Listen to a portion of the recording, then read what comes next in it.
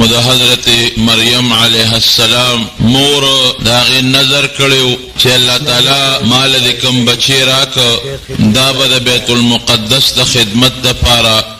آزادی او وقف وي. رب العالمین ورته جنې ورکړو نو می ورته مریم کې خود او افسوس وکړ چې الله زما په ځل کې خدا ارمانو چې دا به لکی هغه جنې پیدا شوا او بیا تقریبا 3 کاله خوشا پس دیرا وستلو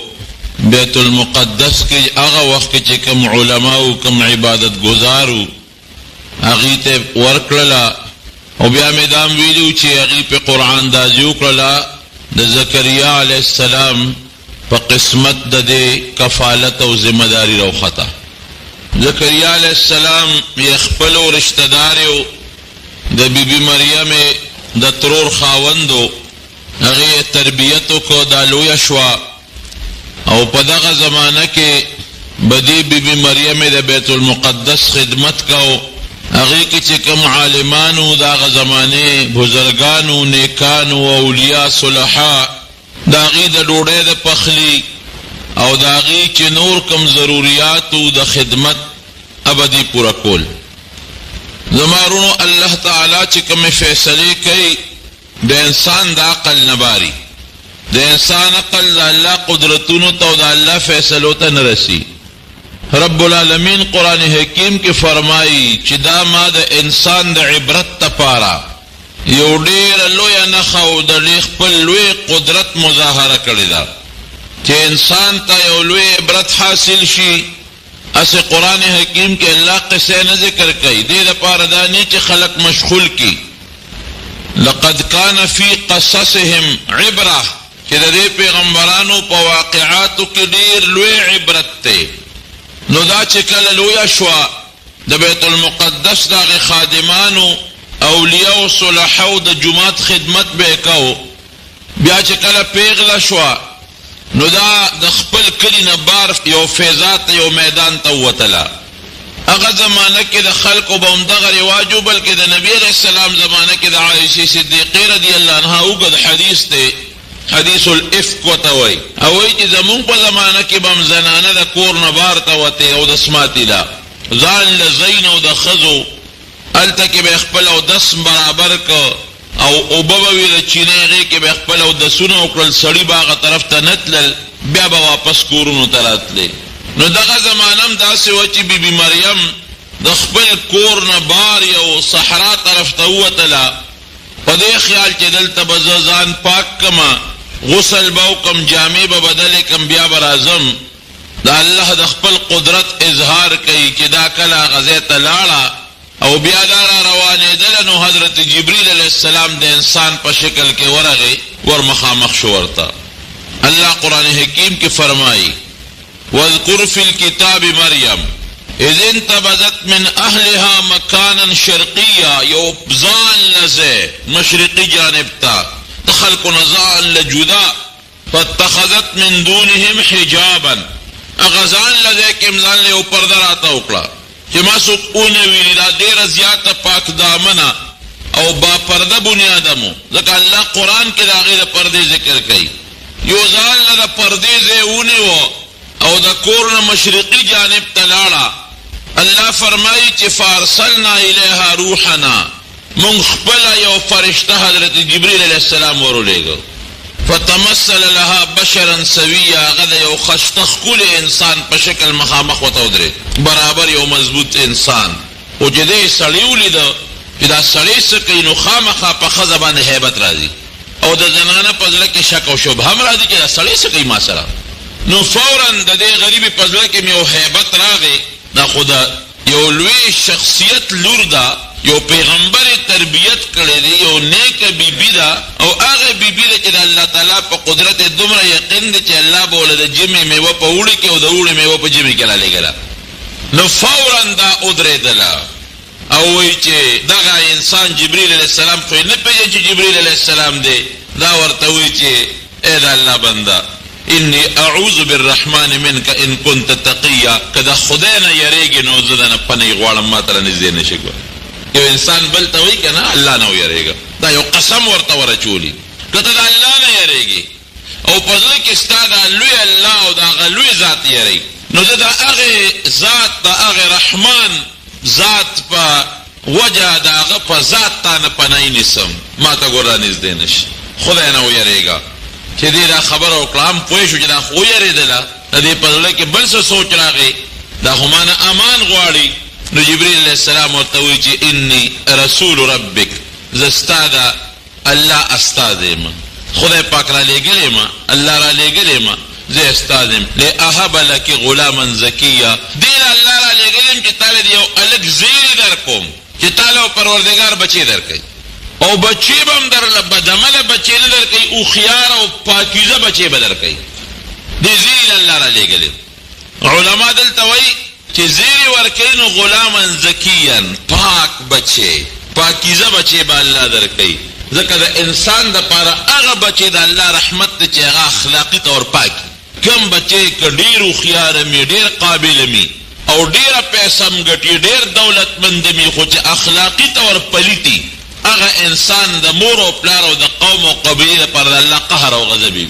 داسې ده که نه؟ قمقل بچی دی وي، پیسه دې م کمه ګټي، خو چې د اخلاقي طور ټیکي. اخلاقي دا د فحش نه او د بدعملۍ نه، د بربنډتوب نه او د ګناهونو نه او د اخلاقي برایو نه ځان ساتي، دا بچی د الله رحمت دی. ځکه ورته وایي لاهب لک غلاما زکیا، داسې بچی درته بخم الله را لېږلی چې ابه یو هلک به جینۍ بني او هلک به بیا ستره به پاکیزه به اخلاقي کردار به مزیدار او برابري، داسې بچی درته زه را لېږلی یم درته بخم. دا ورته فورا وایي چې انا یکون لی غلام ولم یمسسنی بشر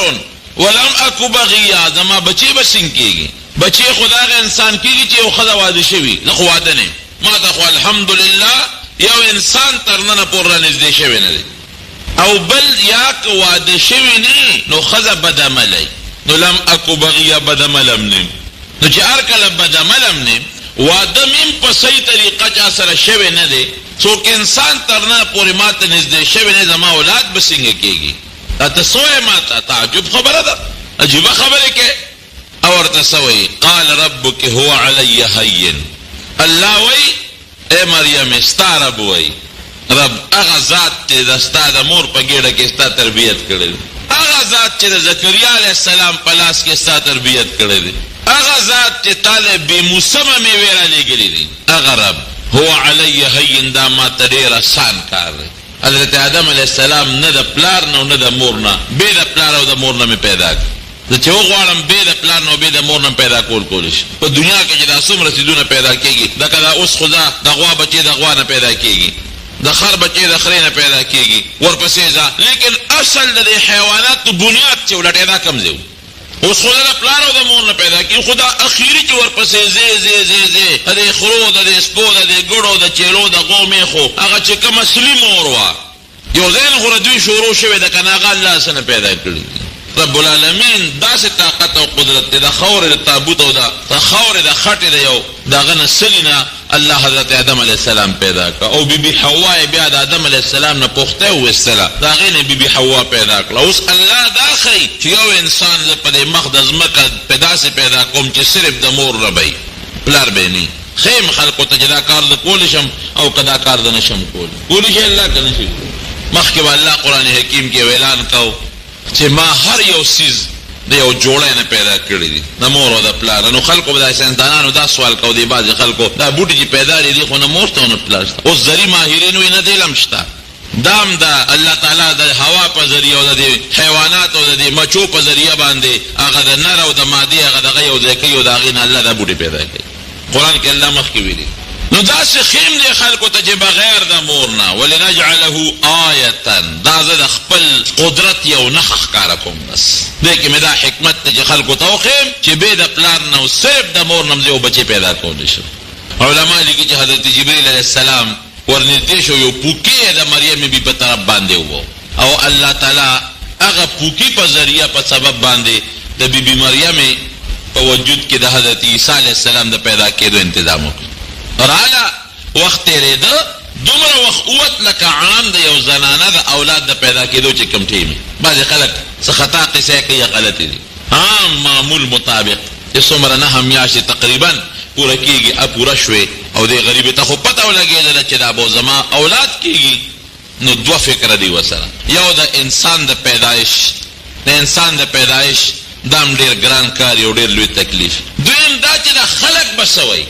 اوس ما ته پته ده او زما رب ته پته ده چې زه ګناهګاره نه یم، ما کې غلطي نشته، خو خلک خو دا نه مني که نه. که زه خلکو ته ووایم چې ما ته حضرت جبریل علیه السلام ویلي، خلکو ته ډېر قسمونه او هر څه وکړم، نو خلک دا چېته مني؟ دا خود ظاهري عام عادت کې داسې نه ده. یو بچی د مور نه پیدا شي او پلار دی نه شي، الزامه به راباندې خلک لګوي. غټ سوچ دی خو غریبې سره. تاسو خپل زړه کې سوچ وکړئ چې یو پاکه بیبي، هغه بیبي چې د هغې د ولایت چرچه ده، هغه بیبي چې دنیا کې په دې مشهوره ده چې دا لویه ولیه ده، بزرګه ده، د جمې میوې په اوړي کې او د اوړي په جمې کې. هغه بیبي چې حضرت زکریا علیه السلام یې تربیت وکړ، هغه بیبي چې د بیت المقدس خادمه وه، هغه بیبي چې د عمران لور وه.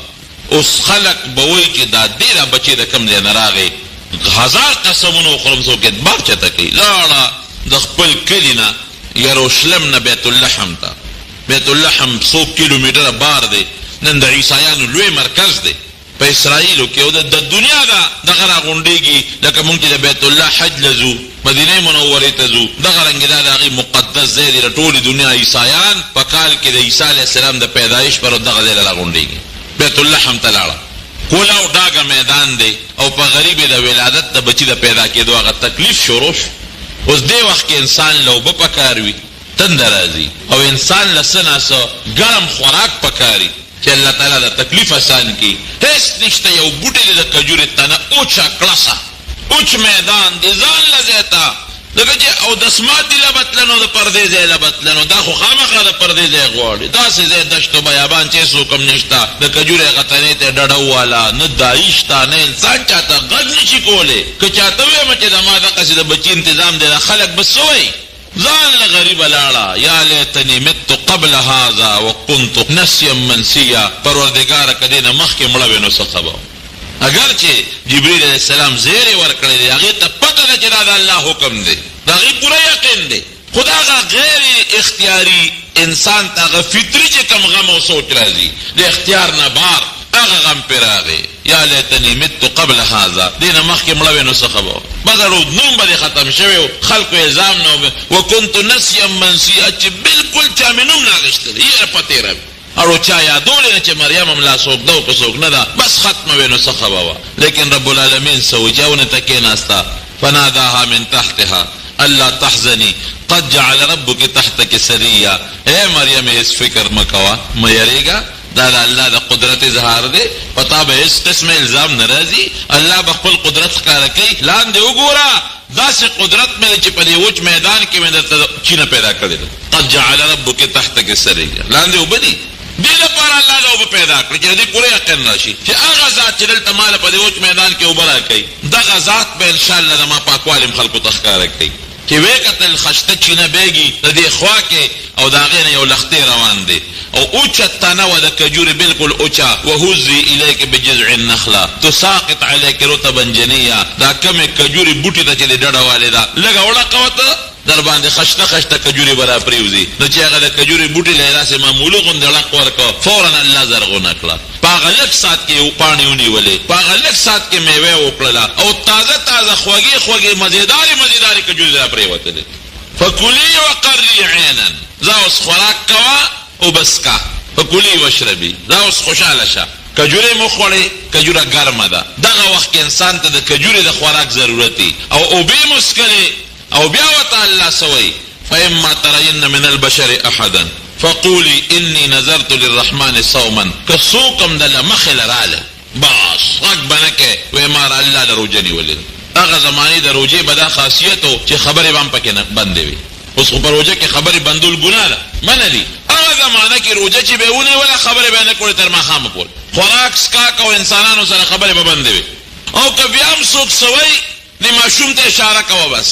دا بچی دې پیش او د ځان پاکوالی پیش، دا بچی به ځان خلاصوي. رب العالمین د هغه ولادت په تکلیف بالکل پوه نه کړه، د هغې درد نه منله او ساتله. او یو ماشوم بچی وله رب العالمین ورکړه، نوم یې ورته کېښود عیسی.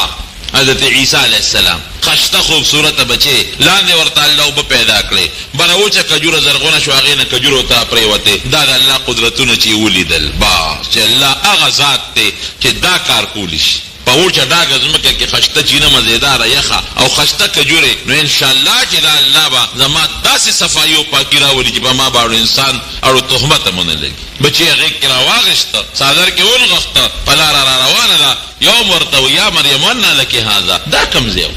بلم ورته وی مریم دا کم ځای او خلکو مغه اعتراض پې وکړه ما کان ابوک امرأ سوء وما کانت امک بغیه ستا پلار خو څه بد سړی نو ښه سړی مور خو دې هم بد عمله نه وه تا دا بچی د کوم ځای نه راوړو خلکو ته وی پلار دې خراب و د زوی خراب دی مور دې خرابه و د اثر پکې د مور ده نو ما کان ابوک امرأ سوء وما کانت امک بغیه ستا پلار خو څه بد سړی نو ډېر نیک سړی و عمران اخو زمونږ مشر و عالم و تقوادار پرهیزګار مور دې هم ډېره زیاته نیکه ښځه وه حنا هغې خو ستا نظر او منښته کړې وه دومره پاک دامنه ښځه وه تاله دا بچی د کوم ځای نه راغی عام عادت کې خلک خامخا په ذهن کې سوال راځي فاشارت الیه وی ما نه تپوس مه کوئ ما روژه نیولې ده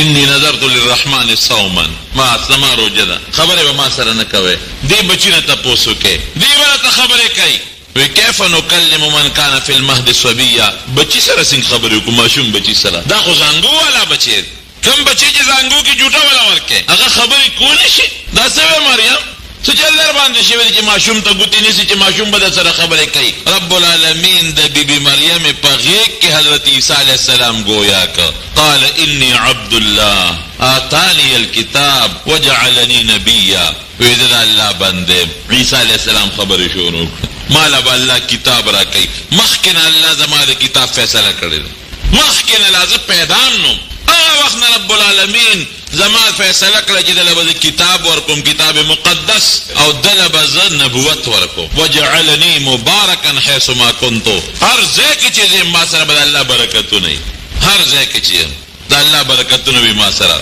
ولم یکن لم یجعلنی جبارا شقیا زه الله سپیره نیم پیدا کړی زه الله ظالم نیم پیدا کړی ما سره چې کم ځای ګرځم د رب العالمین برکتونه به را سره وبرم بوالدتی د خپل مور سره به زه ډېره ښېګړه کوم ډېر احسان به ورسره کوم یو احسان د مور سره دا دی چې د ماشوم یم او د مور پاکوالی بیانم خلکو چې دې ته وکتل اوهو واقعي ماشوم خبرې کوي نو چې چا به دا خبرې اورېدلې نو د بیبي مریم متعلق به د هغې د بزرګۍ نور اعتقاد پیدا کېده مخکې خو هم دا په بزرګۍ مشهوره نور یقین به پیدا کېده چې واقعي دا خو ډېره پاکه بیبي ده دا دې ګوره ماشوم بچی خبرې کوي په ماشوموالي کې یو څو بچو خبرې کړي یو حضرت عیسی علیه السلام دی او یو د یوسف علیه السلام متعلق چې کله الزام ولګېد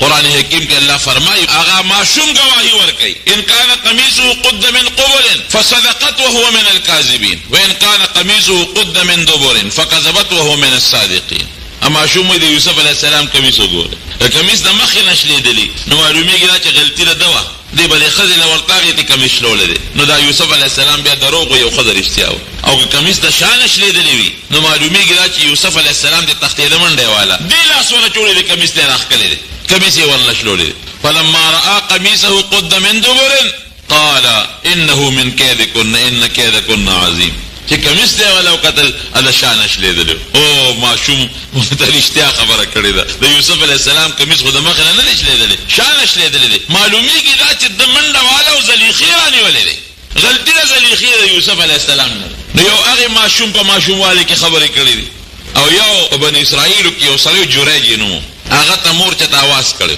نو یې راشه د مور خبره یې نه ومنلې مور ورته خیرې کړی نو دی یو عبادت خانه کې اوسېده په ځنګل کې راهب چېته یو ښځې په الزام ولګو یو شپونکی ول هغې بچی شوی و هغې په الزام ولګو خلکو یې دا بچی د چا نه دی وی دا د جورج خلک راغلې لکه عبادت خانې ول روانه کړه ویې وهه ویې ټکه ته دلته دی دې دپاره د جونګړه جوړه کړې ده چې زمونږ دا خلک به راځي او ګډ چیلی به سړي ته به دا رواني کې هغه قسمونه خوړل چې زه نه یم خبر هغه ماشوم چې هغه شپونکیز نه کم بچی پیدا و هغې ماشوم الوی زه پلان کې شپونکي زوی یم دا هغه جریج کرامت و نو بیا ولا خلقو هغه دوباره حدیث پاک کې راځي نبی علیہ السلام فرمایي خلقو وی دا د سرو زرو جوړو وی نه د سرو زرو مه جوړوئ د خټو جوړه کې خو ما معاف کې نو هغه ماشوم هم خبرې کړې. صاحب الاخدود التم یو ماشوم خبرې کړې دي. درشمه سپاره کې الله فرمایي نو حضرت عیسی علیہ السلام په ماشوموالي کې خبرې وکړلې زه به پیغمبر جوړېږم مال به الله کتاب راکړي دا فیصلې الله مخکې کړې دي زه به د مور ډېر خدمت کوم پاک بیم زه به ظالم نیم او سپیره به نیم کوم ځای چې ګرځم ما سره به د الله برکتونه ګرځي. د خلکو پوره یقین راغی د بیبي مریم د ولایت په مخکې نه یقین راغلی په دې نورم یقین راغی او لویه پرچار او پروپیګنډه جوړه شوه چې بیبي مریم له رب العالمین بچی ورکړی دی او بغیر د پلار نه ولا الله بچی ورکړی دی. خلک به تماشو له راتلل او حضرت عیسی علیه السلام باندې الله تعالی خپل برکتونه شروع کړل. دا پې ویرېده چې دې قوم دې اسرائیلو دوی خو حضرت زکریا علیه السلام په اونه کې راکړی دی. دا هغه قوم چې حضرت یحیی علیه السلام دوی حلال کړی دی. نو اسې نه د ما دا بچی رانه چې ته مړ نه کړي. نو دا لاړه مصر ته دا هغه نه هجرت وکړه مصر ته لاړه هلته کې د خپل بچی پالله چې دلته بیا څوک پېژني نه چاته څه پته لګي چې دا څوک دی او د چا زوی دی دا د خپل بچی دی او لویوم دی. خو الله تعالی په عیسی علیه السلام کې داسې معنی پیدا کړو چې لا ماشوم چې ورو خبرې شروع کړې نو د خلکو د لوبو نه به ځان ساته او خلکو ته به نصیحت کو چې چا به ګناه کوله رورا ګناه مه کوه. ناشنا خلک به ورته راغونډ شو دا ماشوم بچي ته ګوره خلکو ته نصیحت ته ګوره او که چا به کفر او شرک کو د هغې به یې رد کوئ الله نه ویرېږي الله له شریک مه جوړوئ. په ماشوموالي کې دا نصیحتونه شروع کړل خلکو ته او داسې نښې نښانې پکې رب العالمین په ماشوموالي کې ښکاره کړئ چې مور یو ځل لېږلی و چې زه څه کاروبار به زده کړي خامخا د مور په ذهن کې هم دی چې دا بچی مې دین هم زده کوي عبادت هم کوي خو چې څه زده کړي چې ځان له څه روزي او رزق خو هم ګټي که نه. نو هغه زمانه کې دا صنعت هر چا به خپل بچي ته څه کار ښو لکه د ترکاڼۍ چل د لوارۍ چل د بل چل نو مور ولېږه دوبیانو له وایي دا هغې دا جامې رنګ کوي د رنګ سازۍ چل ته زده کړه دې لاړه هغه دوبیانو سره خپل لمونځ او دس به هم کو خلکو ته نصیحت به هم کو هغې سره د جامو د رنګ سازۍ چل هم زده کو. هغه مشر دوبي یو ځل چرته ته عیسی علیه السلام ګورې لاره کوټې د ماشوم ورته یې ویې داسې چل به وکړي دې له به شین رنګ ورکړي دې جامې له به سور رنګ ورکړي دې له به دا رنګ ورکړي دې له به دا رنګ ورکړي هرې ټوکړې سره یو ټوکړه وله وتړله رنګ سازانو هم داسې چې هغه لاړ هغه استاد نه د ټولې جامې راواخېستې په یو بالټي کې واچولې یو چاټی او لګیا دی هغه ورسره دی لړي او دې کې استاد راغی وایي څه چل دی وکړه وایي دې چاټی کې مې چور دی خدای بنده دا دې څه وکړل دې خلکو له به څه جواب ورکوم دا خو تا ټول په یو رنګ کې اچولې دي خو یو شین رنګ جامه غواړي بل سور غواړي بل تور غواړي بل خړه غواړي دا دې څه وکړل ټول دې یو رنګ کړل دې خلکو له به د جامې تاوان د کم ځای نه راوړل دا دې څه کړي دي. عیسی علیه السلام ورته استاد دا دې کښېنه په قلا ته کښېنه تماشه کوه یو جوړه به یې چې راایستله او چا پورې به شنه کپړه غوټه او نه به شنه راوته همدا یو چاټی چې بلې ته به یې ګوتې کړی به سره راوته چې بلې ته به یې ګوتې کړی به توره راوته خو چې کوم رنګ ټوکړه به په کمې پورې به هغه مختلف رنګونه والا راوتل. حیران شو ورته چې خدای پاکه دا ماشوم دی لږ ته ګورو د کمالاتو ته لکه ساحر جادوګر که څه چل دی وی نه ما له الله په ماشوموالي کې پیغمبري را کړې ده زه د الله رسول یم د الله پیغمبر یم جعلني نبیا د الله پیغمبر یم الله نبوت او پیغمبري را کړې ده. څومره هغه حواریین دوبیان شو جامو رنګولو والا او جامو انځلو والا دې ټولو اول نمبر په عیسی علیه السلام باندې ایمان راوړي. ګورې دا هغه پیغمبر دی چې د نور څومره پیغمبران چې تېر شوي 40 کالو کې الله نبوت ورکړی دی عیسی علیه السلام له الله مخکې پیغمبري ورکړی دی ټولو ورباندې ایمان راوړو په لاره به ته خلکو ته به نصیحت یو قوم له ورغې ودرېد ستا څه معجزه ده هغه زمانه خو داسې د معجزو د زمانې وه څه معجزه لري څه نښه شته که نشته او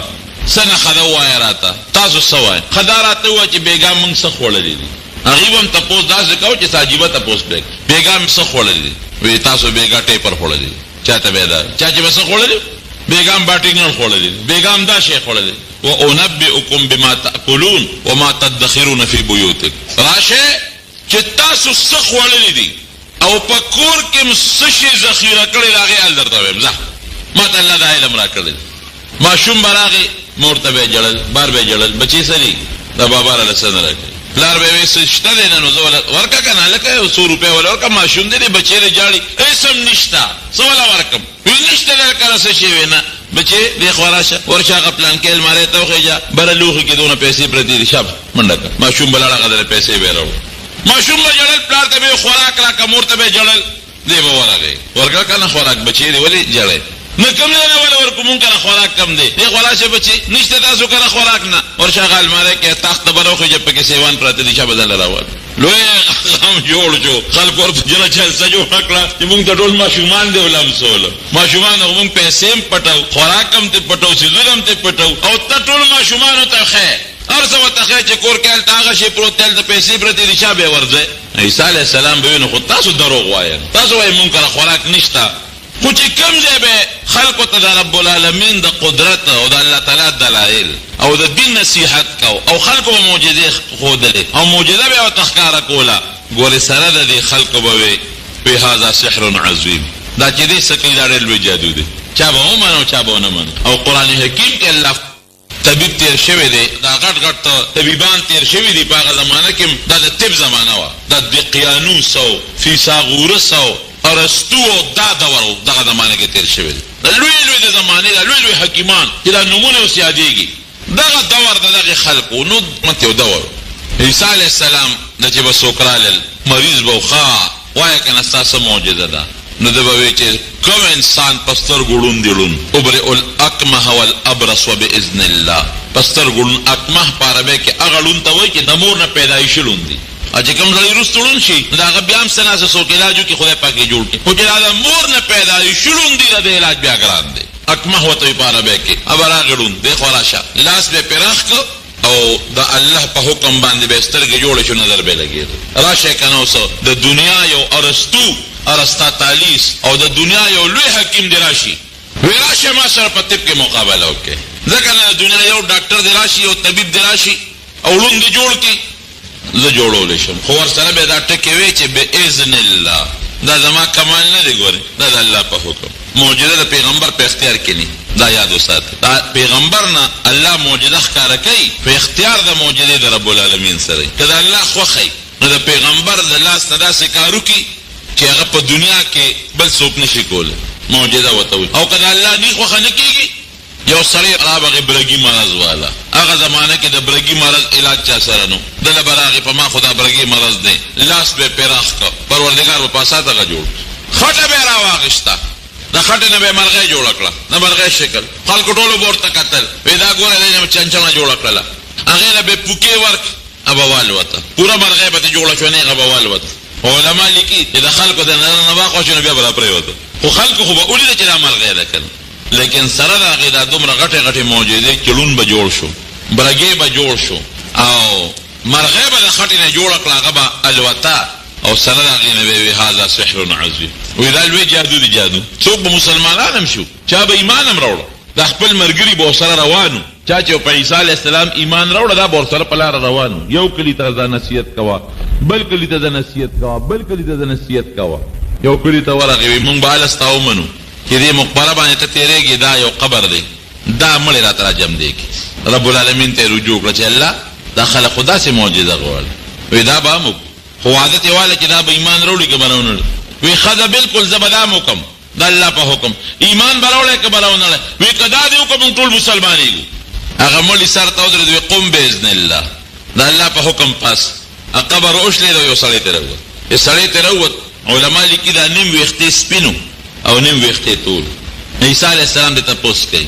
وایي ته څوک یې وایي زه عزیر یم عزیر علیه السلام د الله پیغمبر څو کاله مخکې ته مړ شوی وایي ګوره دونه موده مخکې دا عزیر علیه السلام مړ شوی دی عیسی علیه السلام دې تپوس کوي وایي ته څوک یې وایي زه عیسی یم عیسی ابن مریم د الله پیغمبر د الله په حکم مې درته اواز وکړو ته راپاڅېدې روح درکې راغی وایي دا تپوس ته نه کومه چې دا ویښته دی ولې نیم سپین دی او نیم تور دی وایي تا چې کله اواز وکړه چې قم باذن الله وایي په ما هیبت راغی چې قیامت دی حالانکې ګورې عزیر علیه السلام د خدای پیغمبر تیر شوی دی برګزیده پیغمبر نو ما باندې هیبت راغی چې دا جوړ د قیامت ورځ ده او بس اوس حساب کتاب ته روانېږو وایي دا د قیامت د ورځې د هغه هیبت ته وجې نه مې دا نیم ویښته سپین شو په لاره روانو یو بل انسانو په قبر تېرېده وایي که دا راته راجمدې کړم ایمان به راوړی وایي او هغه ته ودرېد وایي قم باذن الله او چې پاڅېده تپوس یې ترې وکړو وایي ته څوک یې وایي زه سام ابن نوح یم د نوح علیه السلام زوی سام څو زره کاله مخکې مړ شوی وایي ای عیسی را سره دې زیاتې وکړه وایي ولې وایي جمدې دې کړم دوی په دنیا کې جمدې مه که نه بیا به مرم وایي نه بیا به مرئ وایي زیاتې دې را سره وکړه وایي دا څنګه وایي زه چې مړ شوی یم زما زرګونه کاله وشو چې زه مړ یم او قبر کې پروت یم، خو د زنکدن تریخوالی مې په داخله کې اوسه پورې پروت دی. نو اوس به بیا ما باندې زنکدن راځي، نو زه به بیا مرم. د نوح علیه السلام زه سام کومه زمانه کې 100,000 لکه کاله به مخکې مړو، الله ته پته چې څومره کلونه تېر شوي. وایي به الله ته سوال وکړم چې پرا باندې بیا زنکدن تکلیف نه راوړي. وایي به دا مهرباني را سره وکړه. د الله نه سوال وکړو یا الله ته خو دې ساه واخله، خو د زنکدن تکلیف دې یو ځل پې تېر کړي، دوباره پې مه تېروه. په لاره بل ځای روان دی، یو بوډۍ له ژاړي، جنازه روانه ده، چغې وایي چغې وایي. عیسی علیه السلام پې رحم راغی، دا بوډۍ ولې چغې وایي؟ وایي دا د دې بوډۍ یو زوی دی او پسې ژاړي مړ شوی دی. وایي کېره ده جنازه. وی بوډا دی خو راشه. وی ولې جاړئ؟ وی بس په دې جاړم چې دا یو زوی مې نیازبین پلار یې نشته، یتیم او دی مړ شو. وی ښه که زه الله نه سوال وکړم او دا بچی د الله را جمدي کړي، ما به د الله رسول ومنې وی او خلکو ته یې مخ کړئ. وی که داسې وکړم تاسو ټول به ما د الله رسول ومنئ. وی بلکل دا راسره وعده ده. د کټ سر ته ودرېد، وی قم باذن الله. هغه هلک نیغ په کټ کې کېناست، جمدي شو. خو دا ټکې به یې ورسره وی چې ګورې قم باذن الله، دا الله په حکم پاس. دا فرضي قصه نه دي، قرآن حکیم کې الله فرمایي واحيي الموتى باذن الله، زبا د الله په حکم مړي جمدي کوم. میت نه موتى دي، مړي به جمدي کوم د الله په حکم. په یو بل علاقه تېرېده، هلته چا بادشاه ته الوی چې ولک دلته راغلی دی، خلکو له دعوت ورکوي او ډېر خلک یې ملګري شو، ولا خلک مسلمانان شو. وی دا څوک ته؟ وی دا د الله پیغمبر دعوی کړه چې د الله پیغمبر او ناشنا موجودي ورسره بادشاه سلامت. دا چل کوي دا چل کوي دا چل کوي، مړي جمدي کوي. د دې بادشاه یو زوی امر شوی، راوله عیسی علیه السلام یې ورته بوت. وی ته د الله رسول وی، وی ستا دا معجزه چې ړانده جوړی، وی د الله په حکم. برګیان جوړی، وی د الله په حکم. مړي جمدي کوي، وی د الله په حکم. وی ښه نو زه زما دا ټول رعیت مسلمانېږي، پته ایمان راوړو، دا ټول وطن زما، خو په دې شرط چې زما یو زوی مړ دی او د هغه قبر را بوځم اراله را جمدي. وی دا ټیک وی درو خو به نه وی نه، زه چې بویې ته د قبر سر ته یې ودر، هلته ودرېد. وی قم باذن الله، د الله په حکم پاس. هغه زوی یې نیغ پاسېد. چې څنګه پاسېده، د الله پاسې کې حکمت وي. بادشاه خلک راغونډ کړل، وی زه مسلمانېږم او تاسو به مسلمانېږئ. وګورئ دا د الله رښتونی پیغمبر او دی معجزه ده چې زما زوی را جمدی کړ. بس خلکو انقلاب جوړ کړ. دا بادشاه ډېر ظالم وي، موږ ستا نه تنګ وو چې د زوی دې مړ شو، پلار دې موږ سره ظلمونه کول، نیکه دې ظلمونه کول، چې زوی دې مړ شو موږ در باندې خوشحاله وو چې دا بس ته به مړ چې دنه به خلاص شو. نو بیا دې لا زوی را جمدی شو، بس قوم یو زنده‌باد او یو انقلاب جوړ کړ. عیسی علیه السلام ته مور وایي بخته د کلي نه ځان وباسه، دلته راته بل غم جوړ نه شي. لویه ډله جوړه شوه، څه د عیسی علیه السلام ملګري وو، څه د بادشاه خلاف شو، څه د بادشاه ملګري وو، لویه هنګامه جوړه شوه. دغه ځای نه عیسی علیه السلام سفر کو. تاریخ لیکي د مارونو چې سره د دومره لویو لویو معجزاتو چې خلکو ته به یې ښکاره کولې، بیا هم په یو وطن کې د خپې ځای نه و د غریب. یو ځای نه به بل وطن ته هجرت کو، د بل ځای نه بل وطن ته هجرت کو. دا بني اسرائیل دې ظالمان دي. دومره قوي معجزې، داسې معجزې به دې ظالمانو ته ښکاره کېدلې، خو چې معمولي به پکې د دنیا تاوان یا د مشرع تاوان به پکې، نو بیا به دې ته نه کتل چې دا د خدای پیغمبر دی او دا معجزې ښکاره کېږي، بیا به یې رانیو سر به یې پرې کو. دا دومره ظالمان دي دا یهودیان. نن نه ګورئ دنیا کې څومره په مسلمانانو نښتې دي. دا چې په عراق کې دا نن څومره قتل و قتال کېږي، تاسو په اخبارونو کې اورئ چې په عراق کې د ډېرو پیغمبرانو قبرونه دي او د هغې پیغمبرانو په مزاراتو باندې هم ګولۍ ورېږي. خو دا خو د یهودیانو سازش دی که د صحابو قبرونه څه کې بلا په سوونو پیغمبران د عراق په خاوره کې پراته دي او د هغې پیغمبرانو په مزاراتو ګولۍ ورېږي. کوي امریکې والا خو سازش د چا دی؟ د یهودو. څومره چې د هغه ځای نه د امریکې په پینټاګان کې فیصلې کېږي، ټول یهودیان کوي، ټول د هغې فیصلې. لاره باندې حضرت عیسی علیه السلام روانو، یو ملګري ورسره په سفر باندې ورسره 3 ډوډۍ دي. نو یو ځای کې کېناستل، نو یوه روټۍ ده وخوړله، دی راته دا معجزې ښیم د الله د قدرت ته نښې. یوه روټۍ هغه ملګري وخوړه. نو عیسی علیه السلام هغه ملګري ته وایي چې دا 3 روټۍ سنبال کا، زه اودس ماتوم، اودس کوم بیا راځم. چې لاړ اودس یې مات کړ، اودس یې وکړ، راغی ملګري ته وایي زه چې 2 روټۍ سنبال کړې. روټۍ کوم ده؟ ملګري ورته وایي نه هغه 3 پاتې شو که نه، موږ په سفر روان یو، موږ ته به د روټۍ ضرورت وي. وایي 3 خو نشته، بس 2 روټۍ وي، یو ته وخوړه یو ما وخوړه. یا د خدای بنده 3 ډوډۍ دې څه کړه؟ وایي نشته. چې څه منځې لاړل، یو اوسۍ روانه ورسره 2 بچي دي. حضرت عیسی علیه السلام هغې یو بچي ته اواز وکړ، راله هغه بچي چې راغې په چاړه یې لاله کړل، اور یې بل کړ، وته یې کړه. دې ملګري ته وایي وی ستا دې په هغه ذات قسم وي چې ما دې دا معجزه را کړه چې رښتیا وایي هغه 3 ډوډۍ دې څه کړه. وایي زه څه خبره؟ هغه خوړلې وه یا والې وه هغه غوښه یې وخوړه سپوره دواړو چې څه مخکې منځې لاړل یو نیر به یې ده لوی دریاب دی کښتۍ نشته د ملګري لاس یې ونیوه او دغسې به پورې وتل وی په هغه ذات دې ستا قسم وي چې ما ورته طاقت راکړه او په دریاب باندې بې د کښتۍ نه را پورې ایستلو چې اوس هم راته رښتیا ووایه چې هغه ډوډۍ دې څه کړه وایي زه خو ډوډۍ نه یم خبر ګوره د بني اسرائیلو حرام یو که نه یعنې چې دومره معجزه یو کافر هم وویني نو رښتیا به ووایي نو چې څه منځې لاړل نو خاوره یې را یو ځای کړله کاڼي را یو ځای کړل او دم یې پرې واچو د هغې نه رب العالمین اعلی قسمه لالونه او ملغلرې جوړې کړې نو درې ځایه یې کړل وایي دا یو ستا شو دا یو زما شو او دا درېیمه د هغه چا دي چې چا ډوډۍ خوړلې ده وی اما خوړلې ده چې خبره مال راله وی اما خوړلې ده وی ښه باز وی دا ټول زر او دا لال او دا هر څه ستا او باز تا سره زما پاتې لاړم دنه عیسی علیه السلام ته روان شو تا دروغجن سره چې دومره معجزات مې درته مخکې ووې په هغې دې رښتیالو نه وي خو چې مال به درته کېښود نو هل دې ووې زه د دنه جدا شو نو غله پرې راغلی په دغه سړي چې غله پرې راغلل هغې سره تورې مورې هغه زمانې چې څه سامان ودرېږه څه کې چې سامان یو لټوی کې بلا زر هغې وي وجنو یې دی ورته داسې کار دی ما سره وجنې خو چې ما سره څومره مال دی درې ځایه به یو حصه به ستا شي یو غلطه وي بلته وي بله به ستا شي یو به زما شي وجنه به سله هغې په اړه کې سوچ کړه چې سره بې ځایه سړی مړ زه خو مونږ له دوی سې راکړي نو دا هم ډېره ده درې واړه په هغه ځنګل کې کېناستل وي عیسی به یو بل ته وایي چې لکه اسم بلا پیسې را سره وشوې دا خو چې اوس بازار ته اوسو خو بلا دولت کوي ځکه چې که ډوډۍ خورو یو کس خو بازار ته لاړ شي ډوډۍ راوړی یو په کس پکې لاړ بازار ته ډوډۍ رالي نو چې روټۍ راواغېسته نو هغه کې سوچ کړی چې دا خو بلا مال دی او هغه دوه حصې د هغوی دي یو زما دي راشه په دې ډوډۍ کې ورته زهر واچوه زه به وایم چې ما خو دلته وخوړه زه مړ شویم تاسو یې وخورئ هغوی به ده وخوري دواړه به مړه شي نو ټول مال به ما ته پاتې شي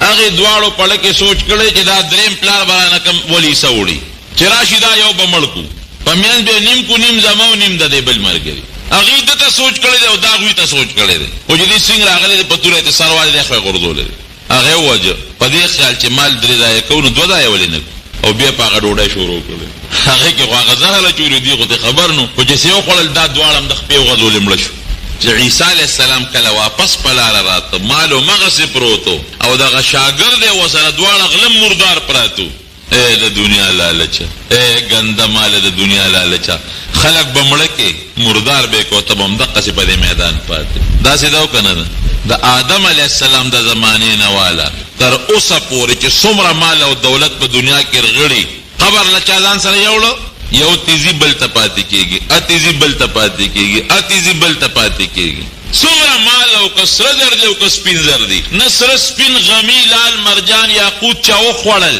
او نه ځان نه تاو کړل کې واغوستل نو چې دې ته لاړ نو واپس پاتې شو دا ټول هم دقسې یو نه بل ته بل نه بل ته بل نه بل ته پاتې دي پردي مالونه ساتو د هغې سوکې کو نبي علیه السلام فرمایي هغه مال ستا دی چې دې واغوسته او زړه دې کړه هغه مال ستا دی چې دې وخوړه او ازمه دې کړه او چې کم مال تا وانه غوسته او تا اونه خوړه اګورستا نه دي مسلمانه ا د بل چا یې در نه پاتې دي داسې ده او که نه د دواړو جهانو مبارک سردار فرمایي چې کم مسلمانانو و ختم دی دا باقی واقع به انشاءالله آینده جمعه وي او دې کې دا چې مې کوم مقصد له شروع کړی ده د عبرت دپاره قصې ډېره نه چې سړی پرې مشغول او نه ته انشاءالله آینده جمعه وي بیا الله عیسی علیه السلام اسمان ته خېجولی دی اسمان کې جمدی دی دا زمونږ عقیده ده د قیامت نه مخکې به راکوزېږي او په دنیا به حکومت کوي رب العالمین دې زمونږ د الله تعالی په دغه قدرتونو باندې کامل ایمان نصیب وګرځولي د عیسی علیه السلام چې کوم خاص ملګري وو هغې ته به حواریین وي او حواریین به ورته ولې وي نو بعض علما وایي چې دوی به سپینې جامې اغوستلې پاکې صفا لکه اوس هم چې کوم خلک مونځ اودس کوي داسې د نیکانو مجلس کې ناسته کوي نو پاکې او سپینې جامې اغوندي او نبی کریم صلی الله علیه وسلم د سپینو جامو صفت هم کړی دی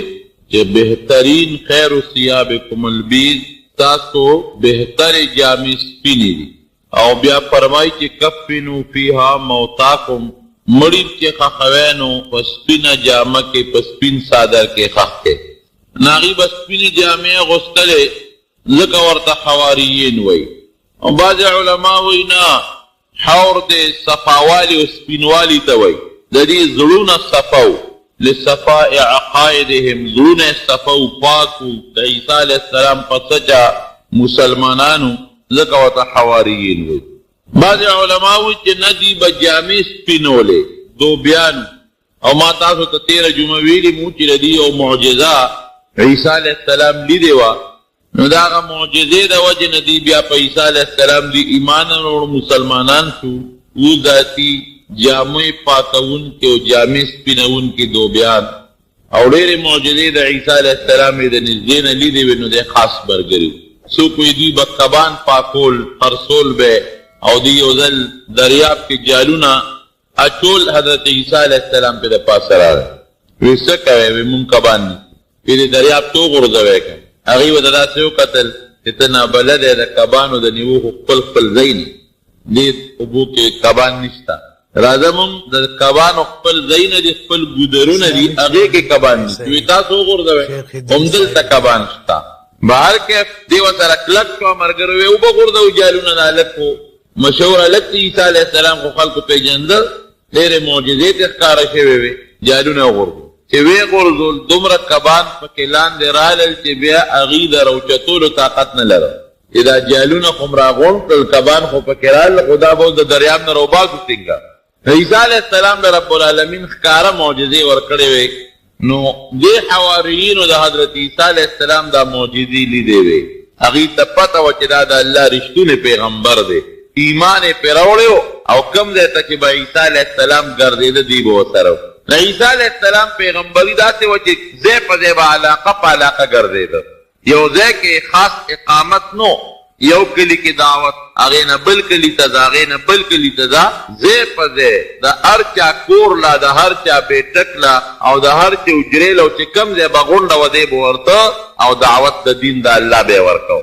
وی چې ځان سره به یو کنډول ګرځو یو جام یو کونټی او یو ګومن دا درې څیزونه حضرت عیسی علیہ السلام سره وو د جامو نه علاوه نور ځان سره هیڅ هم نه ګرځو هر څیز د ځان ساته وی په دنیا کې د مسافر دغه خپل ژوند دی او نبی علیہ السلام هم فرمایي چې د دنیا مثال د یو انسان داسې دی لکه مسافر بلکې مسافر هم نه د لارې تېرېدونکي مسافر خو بیا هم یو ځای کې دمه کوي ځان سره یو جوړه جامې ګرځوي نه په لاره چې یو سړی تېرېږي هېڅ ټکانې نه معلومه نو حضرت عیسی علیہ السلام هم داسې و مسیح ورته وایي عیسی علیہ السلام ته په لاره سفر کوونکې ګرځېدونکې نو یو جام د اوبو دپاره او یو ګومن یو سړی یې ولید چې هغه د لښتي نه په لپ او بر اخېستی او څښلی اوهو ما خو جام ځان سره ګرځو چې زه پکې اوبه څکم د جام نه بغیر خوب اوبه څکلی کېږي هغه یې وغورځو او ګومن دې لپاره چې دا خپل ویښته پې ګومن څکي وی په لاره تېرېدي او بل کس و هغه په مخ لپه واچوله مخ سره یې ووینځل نو بیا په دې ګوتو باندې دا خپله ږیره واروله ګوته کې دا ګوتې دې ږیره کې ورکولې او هغه یې وارول وی ما خو ویږه بغیر د ګومن نه ویښته نه واریږي دا خو د ګومن نه بغیر هم د سر او د ویښته واریدل کېږي ګومن یې ورپسې وګرځول دغه امتا او ضروري جامې به ورسره وې او کوڅه په کوڅه او ځای په ځای به ګرځېده او خلکو ته به دعوت ورکو حواریین یې ملګري خلکو کې ډېر زیات مشهور شوی انتهایي زیات ځکه چې یو انسان د الله په حکم مړی جم دی کوي برد مرض والا او ړوند انسان دا د الله په حکم جم دی کوي دومره شهرت یې مونتی او نوجوان 40 کالو ته عمر لا نه دی رسېدلی پر هلکانه ولا رب العالمین پیغمبري ورکړې وه ډېر لوی شهرت یې مونتی نو هر چا به د معجزو مطالبه کوله نو یو ځل د حواریینو د خپلو ملګرو ته یو ځای کې مطالبه وکړه ای عیسی اذ قال الحواریون یا عیسی ابن مریم هل یستطیع ربک ان ينزل علينا مائدة من السماء اے عیسی الله به داسې وکړي چې د اسمان نه تیار خوراک موږ له رانازل کړي لګیا یو که تا سره خدمت کوو خلکو له دعوت ورکوو الله ته خلک بلو چې د دې پخلي نه او د دې ګټې وټې نه او د دې دوبیتوب نه او د نورو قصو پېتونه خلاص کړو تیار خوراک راځي عیسی علیہ السلام خو پوه شو کوم قوم چې معجزه غوښتې ده او بیا پې ایمان نه دی راوړی هغه قوم الله تباه کړی هسې که معجزه راغلې ده د پیغمبر او چا منلې نه ده نو الله نه دی تباه کړی خو چې غوښتې ده او د هغې د پاسه مو نه منې نو بیا هغه قوم الله تباه کوي نو عیسی علیہ السلام خو پوه شو چې دا معجزه خو دوی وغوښته او دا خو الله کولی شي وبې کړي خو که بیا هم پې څوک ایمان راونړي یا څوک انکار وکړي تباه به شي اتقوا الله ان کنتم مؤمنین که مسلمانان یې د دې خبرو نه پرهېز وکړي مه کوئ بس الله ته توبه وباسئ پام کوئ دا څه کوئ لږې معجزې مو لیدلې دی ورته څه وایي دی ورته وایي چې نه مونږ یو مقصد دی په دې کې زمونږ پکې دا مقصد دی چې دا به تیار خوراک راځي، یو درستخان یو خوانچه به راشي او زمونږ دپاره به هم خوشحالي وي او دا رب العالمین دپاره به هم یو نښه به یا الله یا قدرت یو نښه به او دا خلک هم غواړي د دې یو ارمان به هم پوره شي. نو ممکن ده چې ډېر خلک نور مسلمانان دا معجزه وویني، ډېر خلک به مسلمانان. حضرت عیسی علیه السلام یې مجبوره رب العالمین ته رجوع یې وکړه، وی بار صحرا ته ووت میدان ته، 2 رکعته نفل یې وکړل او زړې جامې یې واغوستې لکه د عاجزۍ. الله چې سوال هم قبلوي په عاجزۍ کې یې قبلوي. شکل یې د عاجزۍ جوړ کړه، جامې یې د عاجزۍ جوړې کړه، رب العالمین ته یې لاس ونیو. اللهم ربنا انزل علينا مائدة من السماء تكون لنا عيدا لأولنا وآخرنا وآية منك. یا الله تعالی سوال کوم اللهم ربنا. ګوره خلک وایي عیسایان وایي دی خدای دی، څوک وایي د الله زوی دی. دروغ، ټول دروغ وایي. سبحانك هذا بهتان عظیم. هغه الله ته سوال کوي اللهم یا الله ربنا ای زمون پروردگاره. الله ته سوال وکړه، حواریین ته شاته ودرېږي زما په دعا امین ووایه. انزل علینا مائدة من السماء. د اسمان نه یو خوانچه راته رانازله کړه. د اسمان ځکه چې د ځمکې دا رزق چې مونږ کړو دا هم د الله دی که چې دا ته په کومه خوانچه پرلت راتاو کې ورته کښېنې نو دا خو که الله پیدا نه کړي نو مونږ یې پیدا کولی شو په خپله. غنم یا جوار خو د الله به د ځمکې نه رایستي، دا خو د الله قدرت او طاقت دی. ته به محنت کې راوباسي الله وی نه دا خو هم ستا ده، خو الله د اسمان نه غواړو. مائدة من السماء چې اسمان نه را روانې او په سترګو یې وینو. تكون لنا عيدا لأولنا وآخرنا. والله زمونږ د خلکو دپاره هم د خوشحالۍ ذریعه او د وروستنو خلکو دپاره هم د خوشحالۍ ذریعه. وآیة منک. والله ستا یو قدرت یو معجزه شي، خلک یې وویني او خلک پې ایمان روړي معجزه شي. دی الله ته یو سوال چې سوال یې وکړو عیسی علیه السلام د خپل قوم ته ویلي ګورې یو خبره کوم معجزه به راځي، خو که د دې معجزې سره هم د الله د قدرت نه انکار وکړو. الله ذوالجلال په خپله فرمایلي، قرآن حکیم کې الله فرمایلي وی چې دا به نازلوم، خو که د دې سره هم دوی انکار وکړو لأعذبنهم عذابا لا أعذبه احدا من العالمین. داسې سزا به ورکړم چې مخلوق د خدای له به مې په ځمکه داسې سزا چېرته نه ورکړم. ګورې پوه یې که په مخلوق د الله نه به مې داسې د عبرت سزا چا نه هم نه ورکړې لکه دې چې بیا ورکړم. پوه یې بس وی نه بس ایمان به خامخا به دا معجزه زمونږه الله ته سوال وکړه ښکاره شي. دا یو چې رب العالمین په حضور کې دعا وکړله، وایي چې یو سپینه وریځ راغله. هغه سپینه وریځ ورو ورو راښکته کېدل او دا ټول حواریین او د عیسی علیه السلام ملګري او چې څومره مسلمانان وو داسې تماشګیر دا راغلل، ټول ورته اوس ولاړ دي په تماشا. دقه سپینه مزېداره خسته وریځ راغله، یو غونډه وغه راکوزېږي، راښکته کېږي، راښکته کېږي، راښکته کېږي، ځمکې ته راورسېده. یو کلاو میدان کې وریځ راغله. خلک خو ترې سپینه وریځ دي بل شی نه. هغه وریځ کې دننه الله یو درستخان راکړي چې ځمکې ته هغه وریځ راغله، وریځ ختمه شوه نو درستخان راښکاره شو، لوی درستخان او په هغې درستخان د پاسه خوراکونه پراته دي او بیا پې د پاسه یو بل درستخان پروت دی، لکه څوک میلمه له په خوانچه کې څه شی راوړي د پاسه پې یو بل درستخان پروت دی چې خوراک پې پټ. حضرت عیسی علیه السلام فورا الله ته په سجده پرېوت، د رب العالمین شکریه ادا او ویم ژړل چې الله زه ستا شکر ادا کوم، زما سوال دې قبول کړه. یو لویه معجزه دې راښکاره کړه. الله دا معجزه زما د قوم او د خلکو د بربادۍ او د هلاکت ذریعه مه ګرځه. ویې اعلان یې وکړه وی ستاسو سوال قبول شو. الله د اسمان نه درته خوانچه راکوزه کړه، خو ګورې شرط پکې دی چې مالدار به دا نه خوري، غریبانان به خوري او خصوصا هغه خلک چې هغه بیمارانی رنځورانی هغه خلک به مخکې کوي، لومبې به هغوی خوري، دا روغ به یې خو مالدار به یې نه خوري، صرف غریب به یې خوري. دې شرط مخکې نه مالدارو سره یې مالدارو ورته ویلي چې نه زمونږ خو هر څه پوره دي، دا معجزه راښکاره کړه چې دا غریبانان یې وخوري، زمونږ نوکران او دا چاکران یې وخوري، دا هم ډېره دی. دا شرط یې ورسره مخکې تړلی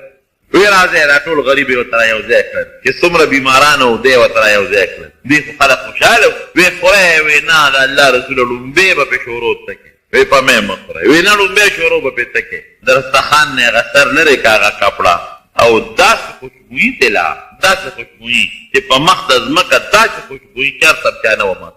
اعلی ښکلې بړاس او خوشبویي. او بیا چې وکتل څو پکې یو کب و پکې یو مې ټول درستخان د سر نه تر ویښه پورې یو وروید شوی کب دا میانځ کې پروت دی او ګیر چاپېره چې په دغه علاقه کې کم قسم ترکارۍ او خوراکونو د هغې ډونګې یعنې د هغې لوښي د هغې کټوۍ پرتې وي قسم هغه زمانه کې چې کم قسم ترکاري و هغه ترکاري د هغې ځای په ځای کټوۍ لګېدلې دي د هغې ډونګې د هغې لوښي پراته دي او ورسره میوې هغه زمانه کې بې موسمه میوې چې څومره وې هغه میوې ته ګیر چاپېره پرتې دي تر دې حده پورې زموږ کتابونه لیکي چې سرکه اچارونه خواږه یعنې کوم نعمت چې د رب العالمین و دا هغه ټولو نعمتونو نه در څخه ډک او منځ کې رویت شوی مزېدار علاقه پروت لګیا دي خوراک شروع شو خلکو ته خوراک د الله درستخوان الله اکبر زموږ د انسان درستخوان او بیا د رب العالمین د سخي ذات درستخوان او چې د پیغمبر موجوده او د پیغمبر په دعا راغلي نو دې کې که زه ډېر یم تقریر وکړم چې دا شی و پکې دا شی و پکې دا نو دا زه نشم پوره کولی فایده او برکت پکې څو داسې ډوډۍ چې چا څومره به خوړه شربتونه ورسره اعلی قسم زنجبیل د جنت شربتونه ورسره هغه ورسره څکه نه خو په دې ډوډۍ کې دا شته چې د چا به خېټه خرابه نه پکې دا شته چې په چا به دړ راولي ولې د الله مېلمستیا ده نه په دې خوراک کې دا شته چې چاله به تکلیف ورکړي بلکې کم بیمار چې وړی خوري جوړېږي دا پکې بیل برکت څومره مریضان چې راځي او خوراک چې خوري جوړېږي د ډاکټر او د طبیبانو نه خلک خلاص شي بعض علما وایي روزانه به دا خوانچه راتله او بعض علما وایي نه یو د اتوار په ورځ به راتله خلک به ورته ناست وو خو دا بعض علما چې څوک وایي د اتوار په ورځ به راتله چې دغې خلکو به دغه اتوار د دې نه ډوډۍ وخوړه تر بل اتوار پورې به معلو ډوډۍ ته به ضرورت نه ماتو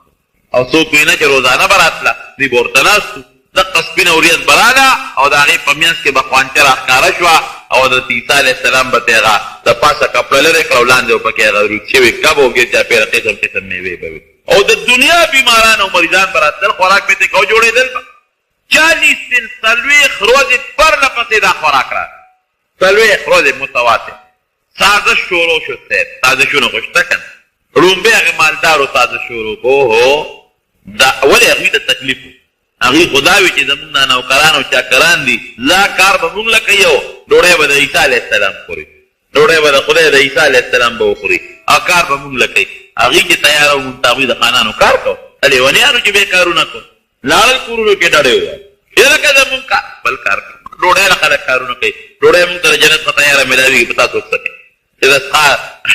ټوکړه موکړه به ته راکې تیارې میوې او صاحب د خان نه د هغوی خوراک مزېدار شو ولې د جنت خوراک دی او قسم قسم میوې دي او چې دا میوې دي ورته کېښودې او د جنت خوراک دی او پکې بیمارتیا هم نشته او روغ صحت پکې شته دی چا کار لري چې پر دې خدمتونه ډوډۍ لپاره هغې وایي دا څه په مصیبت اورېده زمونږ چې کوم نوکرانو کوم زمیندارو چې کوم کار به یې راله کو دا کارونه به راله څوک دی ها اخو حکیمانو ډاکټرانو خو بل جوړ کړه هغوی بو کلکال کوي چې زمونږ قصه ختمه شوه خرابه ولې د دوی ګټه خو په دې کې چې څومره خلک ناجوړ نو دوکان روان اوس خلک جوړ شو او زمانه د چا وه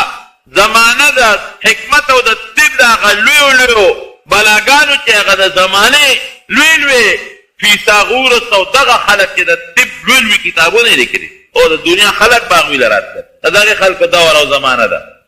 ارسطو ارسطاطالیس تاسو ارسطو نوم به اورېدلي په طب کې دغه زمانه او دغه دور دی هغې وی اوهو دا عیسی علیه السلام زموږ رزق کې ګوتې ووهلې دا دې څوک کړل مونږ له اوس څوک راځي نه ټول خلک ستا په ډوډۍ جوړېږي نه مونږ خو دوکانونه دغه تش په کورسو ناست یو مونږ له څوک چېرته راځي هغې ځان نه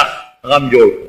او لویه پراپېګنډه جوړه کړه هذا سحر مبین دا خو جادو دی دوکه ده سحر دی دا څه کوې د تیارې به بلد کې سبا به دا رزق نی بیا به هم کار ته ډډې نه لګي څه کوې خلک یې راوچت کړل صاحب لویه هنګامه جوړه شوه عیسی علیه السلام پس لوی نفرت بادشاه هم راوچت شو د بادشاه وزیران او دا خلک لوی غوبل یې جوړ کړی یاره داس هلک خو مصیبت یې مونږ ته جوړ کړی دی کله ماشومانو ته وایي کور کې هغه ګوټ کې خوراک پروت دی وشه راواخله ټول ماشومان راته په دې لمسئ کله دا شی کوي کله هغه شی کوي دا څنګه مسله جوړه شوله بس عیسی علیه السلام پوه شو بیا دومره ظالمان دا د یهودو ګورې ښه دا ټوله خبره مې همدې دپاره شروع کړې ده دا سازشیان ټول یهودیان یهود د زمانې دا دغه واقع بل مذهب نو یهودیانو او عیسی علیه السلام پکې راغې دغه حواریین د عیسی علیه السلام ملګري د عیسایان باقي چې څومره ټول یهودیان دوی پراپېګنډه جوړه کړه بادشاه ته وایي دا عیسی علیه السلام موجود پکار دا وطن خلاصول فقط دا خو به سبا بادشاه سلامت ستا فوج کې هم څوک نوکري نه کوي، ستا پولیس کې به هم څوک نوکري نه کوي، ستا خدمت به هم څوک نه کوي، ځکه تیاره ډوډۍ ورته میلاوي. سبا به دا پیغمبر دې د جامع بندوبست موکي دا هر څه به راته نظام ټول مفلوج شي، دا به څه کوي؟ چې کومو خلکو په هغه دی د عیسی علیه السلام مقابله شروع کړه. الله ویلي کړه فلا اعذبهم عذابا لا اعذبه احدا من العالمین، داسې سزا به ورکم چې په مخ د ځمکه به مې ګورې بیا چاله نه ورکړې. هغه سزا څه وه؟ د عبرت سزا. هغه دا وه چې الله ټول خنزیران کړل، سوران او خنزیران شکلونه یې بدل او تاریخ لیکي سترګو نه به اوښکې به یې اواز به چا ورکړه فلانکي د فلانکي زوی نو سر به یې وړقه، یو سور به پکې سر وړقه، بل به اواز ورکړه رور به وله راغې فلانکي د فلانکي زوی، بل سور به سر وړقه چې دا خبرې نه شوې کول. شکل د سور، ګرځېدل د سور، څرمن د سور، د خنزیر. ګوره خنزیر په دې ټولو حیواناتو کې ډېر ګنده او پلیت حیوان، ځکه خو الله حرام کړی دی. د خنزیر خوراک څه دی؟ ګندګي. انسان چې اودس مات کړي او انسان ته پاسي خنزیر راشي مخ ګندګي وکړي، خوراک یې ګندګي ده، ځکه خو الله نجس حرام دی خنزیر. ټول خنزیران شو اور ولې په ټول مردار شو. کوم قوم چې مسخ شوی دی او شکل یې بدل شوی دی اور ورځو کې د هغه مردار شوي. بعضې خلک وایي دا بیزوګان او دا وي هغه قوم دی چې هغه مخکې الله شکلونه بدل هغې اولاد دی چې الله چاله شکلونه بدل کړي. نه نه نه، کوم قوم چې مسخ شي د هغوی اوو ورځو نه زیات ژوند نه وي، اوو ورځو کې دننه دننه مړه شي. د دې بیزوګانو په شکل بعضې قومونه مسخ شي چې هغه سوران او خنزیران شو، بس علاقه کې نور هم غوبل جوړ او د چا به پلار و د چا به رور و د چا به زوی، بس لویه پراپیګنډه جوړه شو چې یاره بس دا عیسی علیه السلام بادشاه ته خلکو رجوع کړه چې دنه مونږ خلاص کړه. دی ووجه مړی دې نه مخکې حضرت زکریا علیه السلام غریب په ونه کې هره کړی، حضرت یحیی علیه السلام یې په چاړه حلال کړی دي، په څورو پیغمبران یې شهیدان کړي دي، دې یهودیان. بس بادشاه اعلان وکړ کوم ځای کې چې حضرت عیسی علیه السلام وي راویني بس د دې علاج داري چې دی په وجو پرېږدو یې نه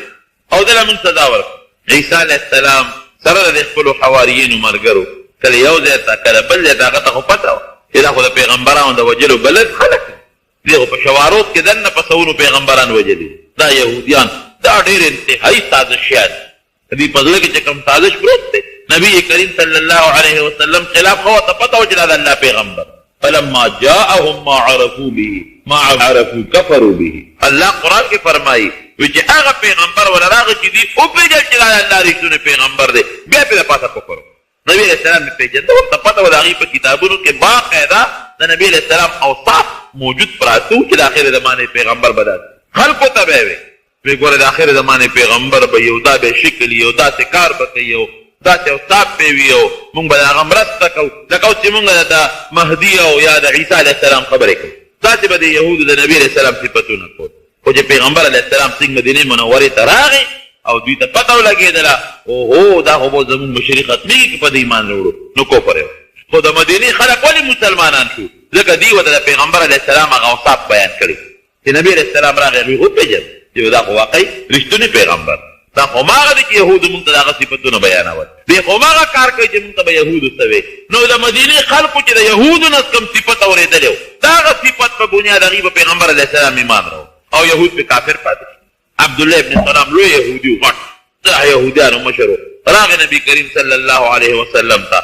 مخامخ ورته ودرېده، یو څو تپوسونه یې ترې وکړل، چې تپوسونه یې ترې وکړل لاس یې ورکړ د الله پیغمبر الله ته دې خوا کړه، اسلام یې راوړه مسلمان په هغه ټک خدای پاک مسلمان کړه. وی ان وجهک لیس بوجه کذاب، اے پیغمبر ستا مخ د دروغجن سړي مخ نه دی. ګوره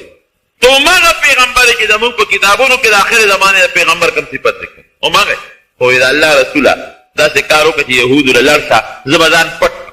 غږ به نه کوې چې عبدالله ابن سلام مسلمان شوی. ولې که پته خلکو ته پته ولګېده نو بیا به قصه بدلې، غږ مه کوه، زه به هغې کې کښېنم. دې لار ټول یهودي راغونډ تاسو راځئ د آخر زمانې د دعوه کې د پیغمبرۍ څو خبرې ورسره وکړو، نبي علیه السلام ورغی تپوس ته کوي مخکې خو هغه ایمان راوړی ځان یې پټ کړ. وی عبدالله ابن سلام تاسو کې څوک شته؟ وی څنګه سړی دی؟ وی خیرنا مونږ ټولو کې غوره سړی دی بهترین. وی نسب یې څنګه دی؟ ابنو خیرنا زمونږ په بهترین نسب والا سړی، بهترین پلار نیکه په نسب ډېر اعلی او ډېر بهترین او ډېر ښه سړی. وی که د عبدالله ابن سلام مسلمان شي تاسو به ایمان راوړه؟ وی خدای هغه د ایمان نه وساتي، هغه خدای د ایمان نه وساتي، تا د ایمان هغه اسلام نه راوړي وی کم یو دی ولېږه پاڅېده وی اشهد ان لا اله الا الله واشهد ان محمدا عبده ورسول ځکه نبي علیه السلام خو مخکې دعوت ورکړی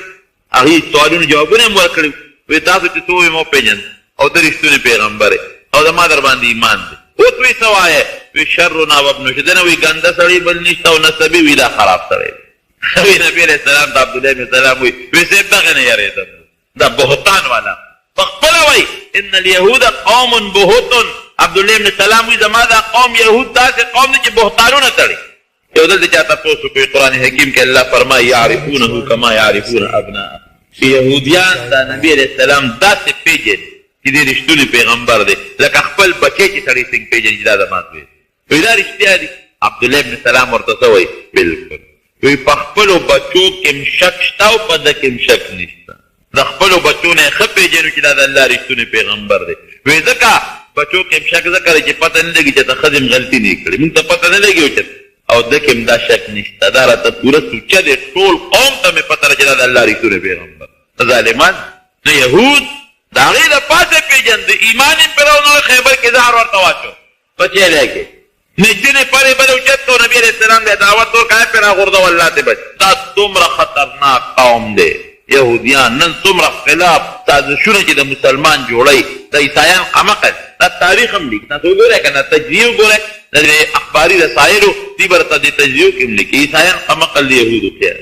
دی دوکه کوي خطا کوي موږ عیسی علیه السلام څومره احترام وایه که پیغمبر دی د الله د الله مقرب بنده دی پیغمبر دی موږ وایو اسمان کې جمدې ناستې موږ یې دونه احترام کوو او د یهودو اوس هم دا عقیده ده چې دې موږ وجلی دی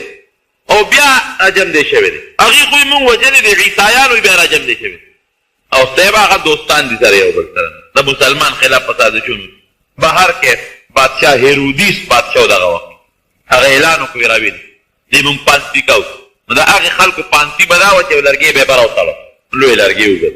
او د هغې د پاسه به په دې مینځ کې داسې یو بل لرګی په پلنو باندې ټک کړو نو سړی به یې ورته اوچت کړه بیا یې پرې خور کړو دا لاسونه به یې ورله په هغه لرګي خواره کړل نو په دې لاسونو به یې ورله میخونه ووهل په دې لاسونو په دې سینه به یې ورله میخونه ووهل غټ غټ میخونه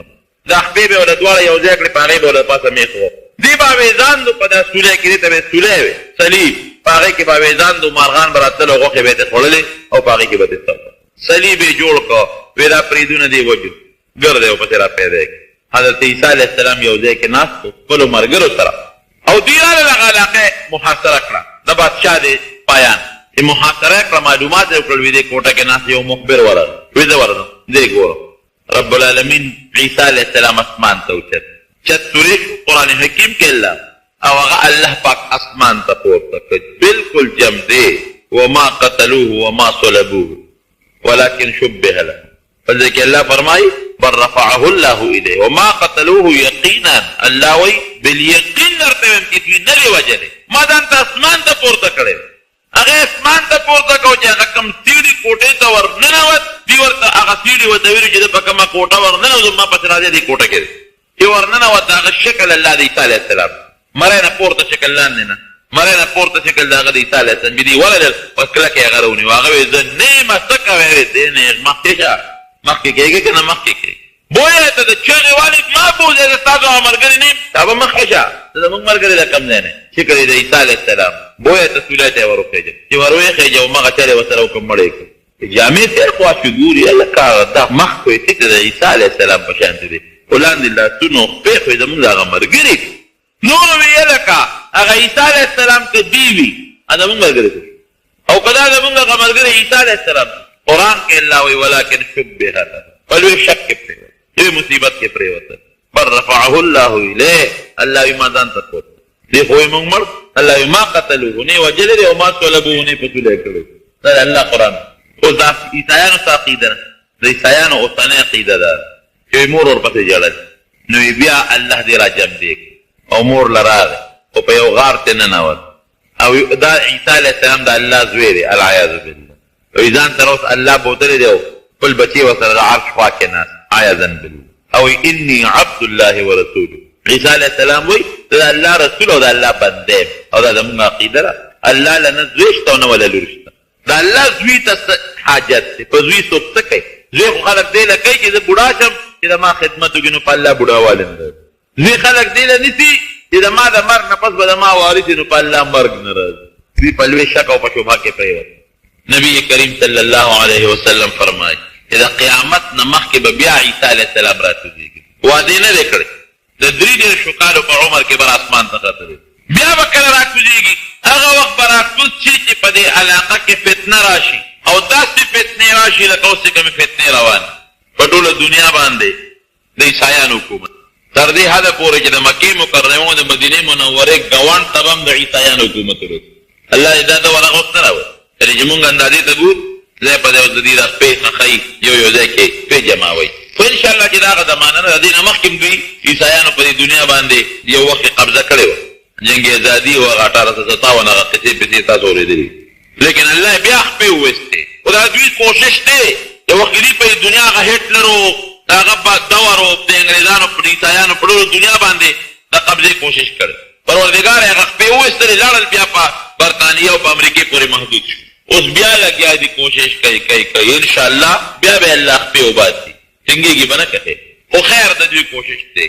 دوی به راشي په دې ټوله دنیا به قبضه ونیسي چې په دې دنیا باندې دوی قبضه وکړي عیسایان دغه وخت کې به رب العالمین بیا حضرت مهدي را پیدا کړي مهدي به پیغمبر نه یو نیک انسان ډېر خلک به دغه وخت کې د مهدیتوب دعوه کوي ځکه مسلمان به ډېر کم مسلمانان به ځای په ځای په علاقو کې خو پټ به یې لږ به شام کې به یې لږ به مکه مکرمه کې به مدینه منوره کې به یو جاري به الله ته فریادونه به کوي بیت المقدس به یې هغې په قبضې له تلي ګیر چاپېر علاقې چې څومره دي به ټول د کافرو قبضې له تلي وی مهدي به په مدینه شریفه کې را پیدا شي او د خلکو نه به دې راتښتي نو مکې مکرمې ته به راشي او په مکه مکرمه کې به خلک د سره بیا د خلافت بیعت وکړي دی به د خلکو مشر شي لاس وروړي او نښه به یې نوم به د پیغمبر علیه السلام فرمایي زما د نوم په شانتي محمد بن د پلار نوم به زما د پلار د نوم په شانتي عبدالله د مور نوم به زما د مور د نوم په شانتي آمنه او ظاهري شکل او خوی به زما په شانتي او دوه به یې غټې نښې وي دوه یو نښه به یې دی چې په دغه روژه کې چې خلک د سره د بیت الله په خوا کې بیعت کوي د شپې به سپومې تندر نیسي ټوله دنیا به ورته وګوري چې سپومې تندر ونیوي او په 15مه روژه باندې به نور هم تندر ونیسي هم په د روژې په میاشت کې به سپومې هم تندر نیسي او د هغې روژې په 15مه روژه باندې به نور هم تندر نیسي او دی به د مقام ابراهیم سره خوا کې وي چې خلک به یې د لاس نه راونیسي او بیعت به ورسره وکړي او غټه نښه به یې بله دی چې د اسمان نه به یو غیبي اواز وشي هذا خلیفة الله دا د الله خلیفه دی مهدي اطیعوا له واسمعوا له د اطاعت تابعداري وکړي او خبره یې واورئ دا یو غیبي اواز وشي دا به یې غټه نښه بس خلک به یې راونیسي او بیعت به ورسره وکړي خلیفه به یې کښېنه او د دغه عیسایانو خلاف به د جهاد شروع نو دوی به ځان سره د مکې مکرمې د مدینې منورې لښکر راوالي او دمشق شام ته به راشي عیسایانو سره جهادونه به شروع شي کله یو طرف ته جهاد کله بل طرف ته جهاد عیسایان هم پکې مري او مسلمانان هم شهیدان کېږي او دوی به بیا راشي بیت المقدس ته چې دا کوم موجوده شام دي دا علاقې ته به راشي دا به بله فتنه به راوځي دغه مخکې د عیسایانو فتنه وه بله غټه فتنه به راوځي چې هغې ته به د دجال فتنه وه دجال به راوځي دا یو لوی خبیث په زنځیرونو په جزیره کې تړلی دی به راخلاص شي او دی به ګرځي په دې خلک به په ایمان راوړي دعوه به کوي چې انا ربکم ستاسو رب یم انا الهکم ستاسو لوی خدای یم ته به ایمان راوړئ خلک به لګي دړادړ په ایمان به پې خلک راوړي ولې ځکه چې هغه سره به ډوډۍ به نن سبا خلک ډوډۍ لپاره هر څه پرېږدي هغه سره به مالي دولت به د ځمکې دا خزانې چې په لاره ځي الله به داسې قدرت او طاقت ورکړي چې په دې غرونو کې او ځای په دې څومره سره زر او سپین زر پراته دي هلته به ورته پته وي راوبغورو ځمکې ته وي راوباسه را سپین زر سره زر دی او سره زر به میدان ته راوباسي نو چې خلکو له وروره څوک سره او سپین ورکوي په ایمان څوک څه کوي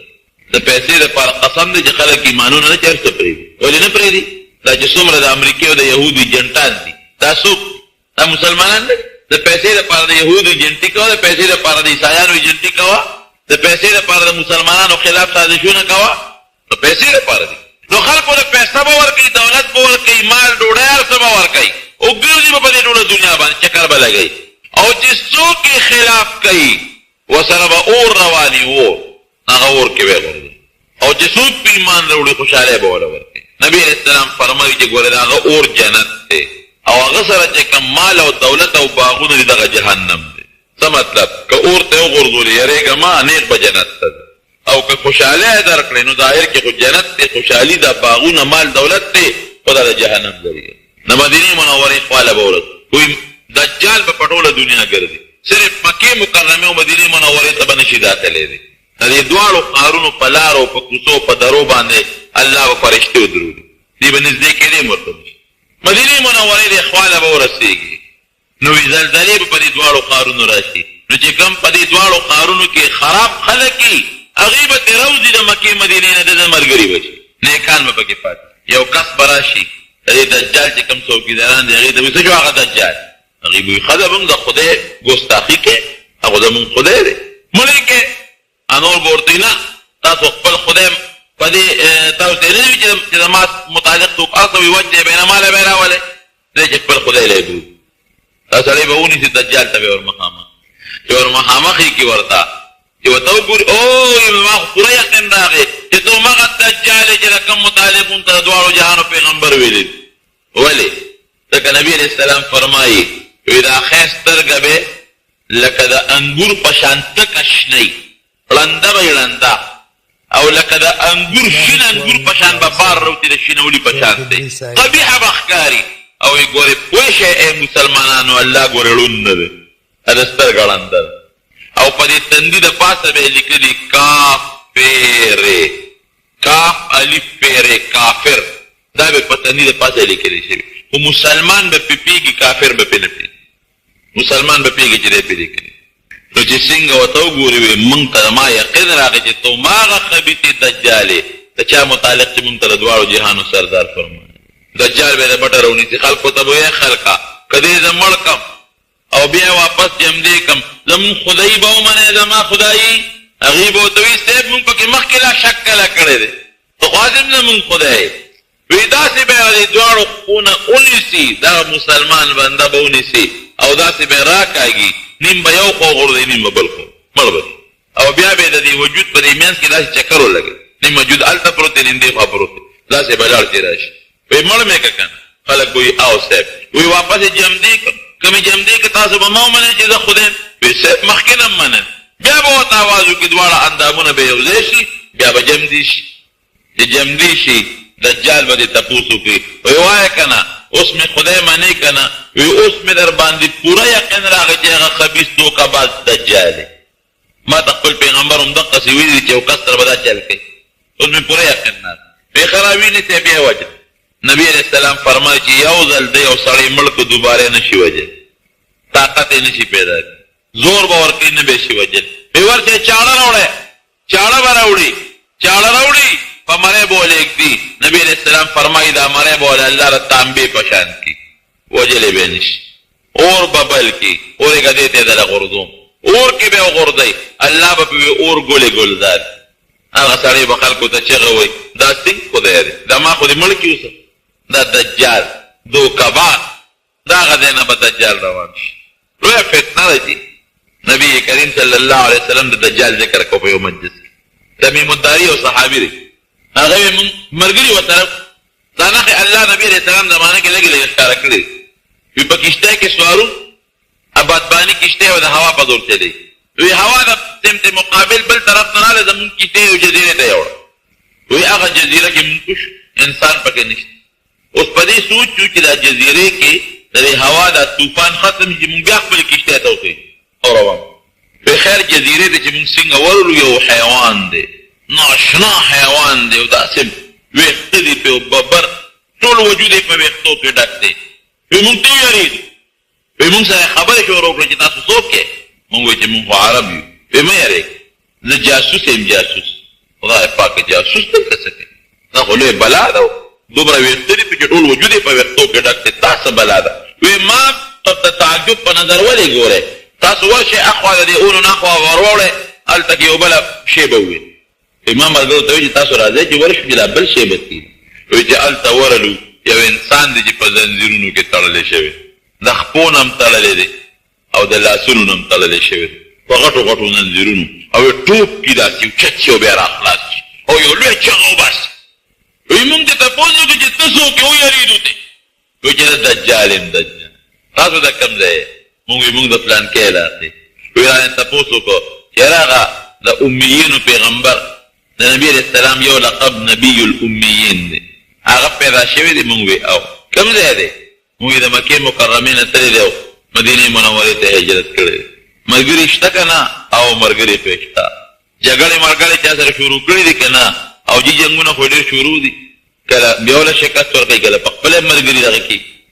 په فلانکې علاقه کې چې هغه طبري ښار کې هغه دریاب دی هغه شته او جي شته وی ښه ان قریب ده چې دغه دریاب به اوچ شي یو ساعت کې اوبه به پکې دي او داسې څه نورې خبرې م راته وکړې مونږ ورته څه وکړې وی د دجال نبی کریم صلی الله علیه وسلم لراغی او د دې نه مخکې نبی علیه السلام مبارک صحابو ته د دجال متعلق لوی تقریر کړی بیان یې کړي دی راغی مدینې منورې ته راغی په پیغمبر علیه السلام ایمان راوړو مسلمان شو او د ایمان نه پس ویسې یو قصه درته نه کوم وایه وی دغسې په لاره را روانو یو جزیرې ته لاړو دغسې یو بلا مې ولیدله وی دې خلکو ته ووایه تمیم الداري هغه ټوله واقعه هغه صحابو ته بیان کړه صحابه وی اشهد ان لک عبد الله ورسوله ځکه د الله رسول تا چې راته کومه قصه د دجال کړی بعیني هغه خو ده نه واورېدلې ده راته هغه ټوله پوره قصه وکړه مدینه منوره کې یو سړی و یهودي و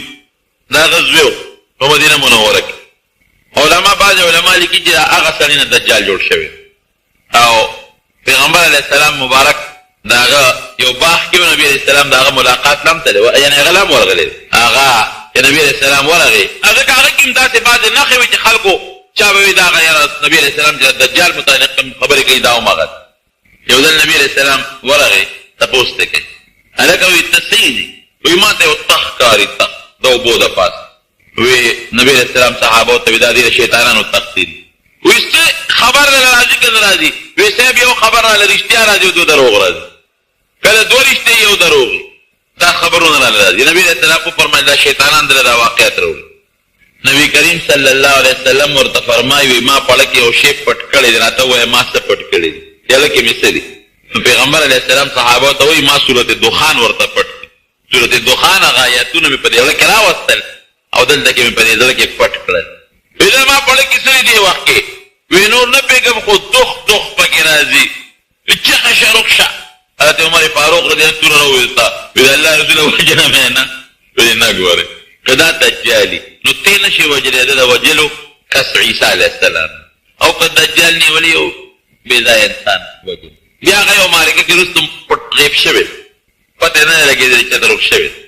خو چې کومې نښې به نبي علیه السلام د دجال متعلق یادول اکثر به ده کې موجود وي نو ځکه بعضې علما وایي چې دا همغه دجال بهرکیف دجال به راشي د هغه فتنه به په دې ټوله دنیا خوره شي د خدایه دعوه به کوي چې څه دې څوک غواړي ورکوي به بلکې تر دې حده پورې یو قوم له به راشي چې تاسو په ما ایمان راوړئ هغوی به ورته وایي چې زمونږ زامن مړه شوي دي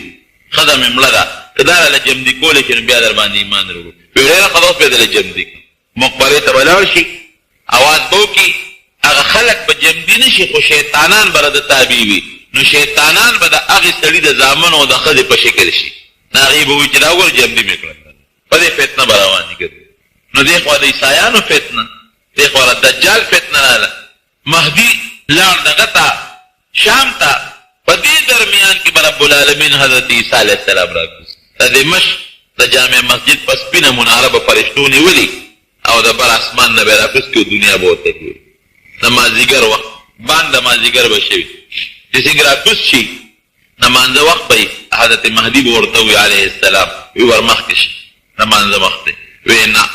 امامت تاسو حق دی نبی کریم صلی الله علیه وسلم فرمایي وی زما امت له الله دومره عزت ورکړی دی چې عیسی علیه السلام په کومه ډله کې موجود وي امامت به هغه نه کوي زما امتي به یې کوي وی نه امامت تاسو حق دی تاسو کې یو کس ور مخکې چې امامت وکړي نو د مازدیګر لومبي لمونځ به په مخ د ځمکه عیسی علیه السلام په حضرت مهدي پسې عیسی علیه السلام ته بیا مهدي ور وجاړي خلک به م ورته وجاړي چې شکر دی چې راغلی مونږ په لوی غم اخته یو خلک ټول لاړل کافر شو چا په دجال ایمان راوړه څوک د عیسایانو ملګري کورونه هغوی قبضه کړه علاقې رانه هغوی قبضه کړه او دې وخت کې به دجال هم را رسېدلی شام ته وایي چې دجال خبر شي چې یو سړی له اسمان نه راکوز شوی دی ځان ته عیسی وایي او به پوه شي وایي تښتي به ځکه نبي علیه السلام فرمایي چې دجال عیسی علیه السلام ته ور مخامخ شي دې به داسې ویلې کېږي لکه مالګه چې اوبو کې واچوي ویلې کېږي عیسی علیه السلام به تعاقب شروع کړي ورپسې به شي او را لاندې به کړي په نیزه به وایي مردار به دجال به مړ شي خلکو ته به هغه نیزه وښیي ولیده تاسو که دجال خدای وي نو خدای څوک وجلی شي مړ مې که که نه دجال چې مړ شي بیا به خلک د عیسی علیه السلام ملګرتیا شروع سوچه خشته ښکلې مسلماني به شي مهدي به دغې وخت کې وفات شي څوک وایي اووه کاله او څوک وایي 40 کاله دا به عیسی علیه السلام په دې مخ د ځمکه حکومت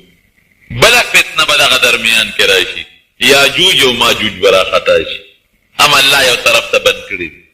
هغې به راشي چې هغوی راشي د دنیا دا خلک به وجني پرېږدي به نه یو به م وجني بل به م وجني او داسې به راشي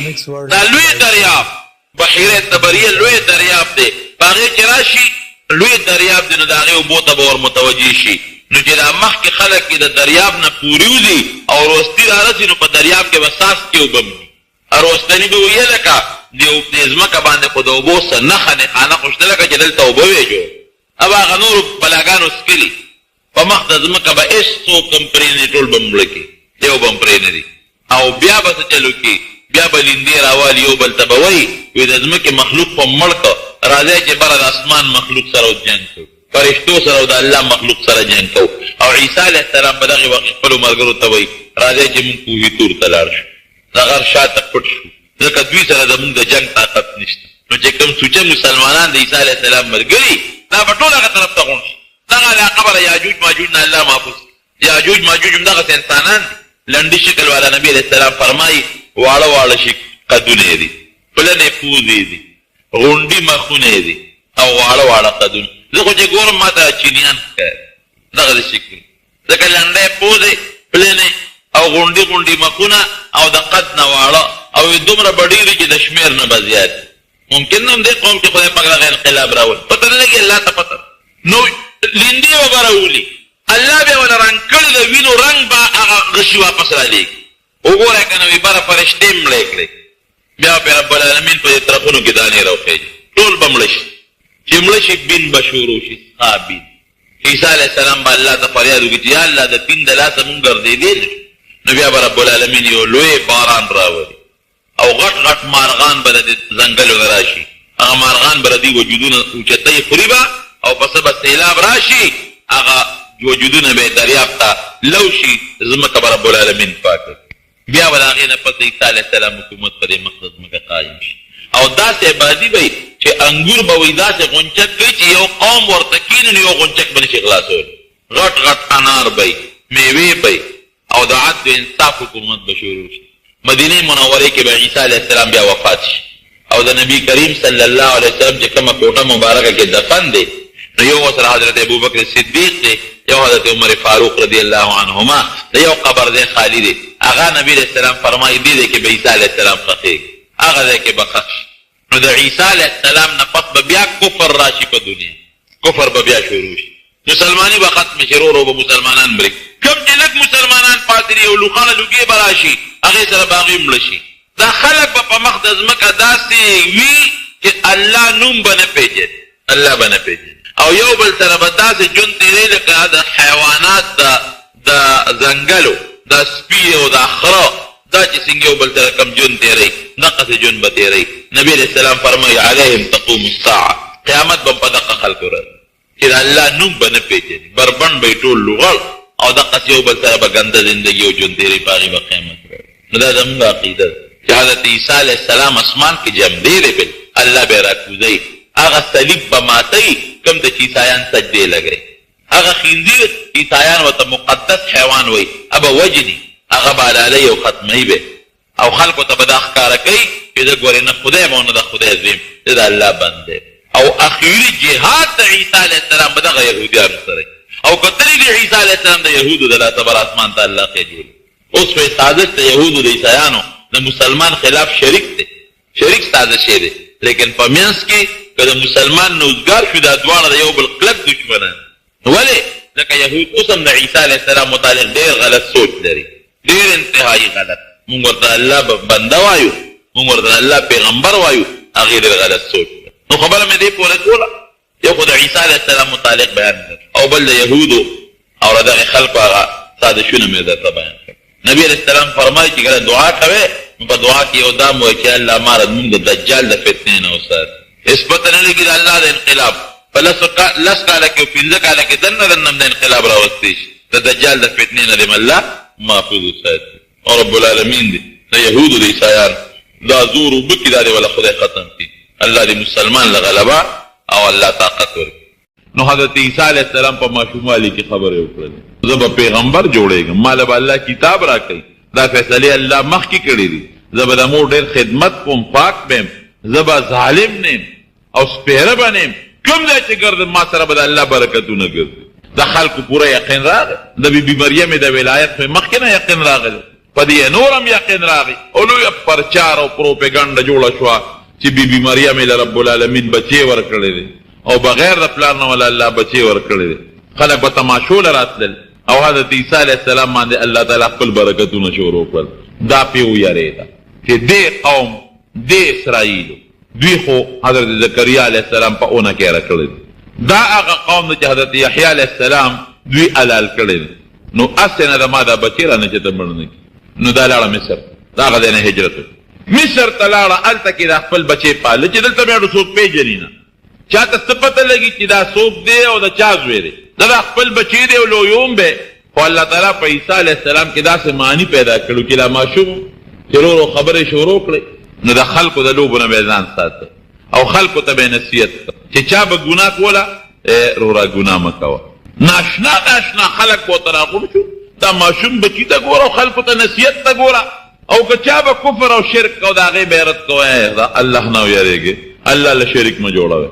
په ماشوموالي کې دا نصیحتونه شروع کړل خلکو ته او داسې نښې نښانې پکې رب العالمین په ماشوموالي کې ښکاره کړی چې مور یو ځل لېږلی و چې زه څه کاروبار به زده کړي. خامخا د مور په ذهن کې هم دی چې دا بچی مې دین هم زده کوي، عبادت هم کوي، خو چې څه زده کړي چې ځان له څه روزي او رزق خو هم ګټي که نه. نو هغه زمانه کې دا صنعت هر چا به خپل بچي ته څه کار ښو، لکه د ترکاڼۍ چل، د لوارۍ چل. نو مور ولېږه دوبیانو له وی دا هغې دا جامې رنګ کوي، د رنګ سازی چلته زده. دې لاړه هغه دوبیانو سره خپل منځ او دس به هم کو، خلکو ته نصیحت به هم کو، هغې سره یې د جامو د رنګ سازی چل هم زده کو. هغه مشر دوبي یو ځل چرته ته عیسی علیه السلام ګورې لاره کوټې د ماشوم ورته یې ویې داسې چل به وکړي، دې له به شین رنګ ورکړي، دې جامې له به سور رنګ ورکړي، دې له به دا رنګ ورکړي، دې له به دا رنګ ورکړي. هرې ټوکړې سره یو ټوکړه وله وتړله. رنګ سازان اوس هم داسې کوي چې هغه لاړ هغه استاد نو د ټولې جامې راواخېستې په یو بالټي کې واچولې، یو چاټک او لګیا دی هغه ورسره دی لړی او دې کې استاد راغی وی څه چل دی وکړه وی دې چاټک مې چوټ خدای بنده دا دې څه وکړل دې خلکو له به څه جواب ورکړو. دا خو تا ټول په یو رنګ کې چولې دي، خو یو شین رنګ جامه غواړي، بل سور غواړي، بل تور غواړي، بل خړه غواړي. دا دې څه وکړل؟ ټول دې یو رنګ کړل. دې خلکو له به د جامې تاوان د کم ځای نه راوړل. دا دې څه کړي دي؟ عیسی علیه السلام ورته استاد دا دې کښېنه په خلا ته کښېنه تماشه کوه. یو جوړه به یې چې رایستله او چا پورې به شین شنه کپړه غوټه او نابشنه راوته، همدا یو چاټی نه. چې بلې ته به یې ګوتې کړی به سره راوته، چې بلې ته به یې ګوتې کړی به توره راوته. خو چې کم رنګ ټوکړه به په کمې پورې تړلې وه د یو چاټی نه به هغه مختلف رنګونه والا راوتل. حیران شو ورته چې خدای پاکه دا ماشوم دی لږ ته ګورو دې کمالاتو ته لکه ساحر جادوګر یې که څه چل دی. وی نه ما له الله په ماشوموالي کې پیغمبري را کړې ده، زه د الله رسول یم، د الله پیغمبر یم، جعلني نبیا، د الله پیغمبر یم، الله نبوت او پیغمبري را کړې ده. څومره هغه حواریین دوبیان چې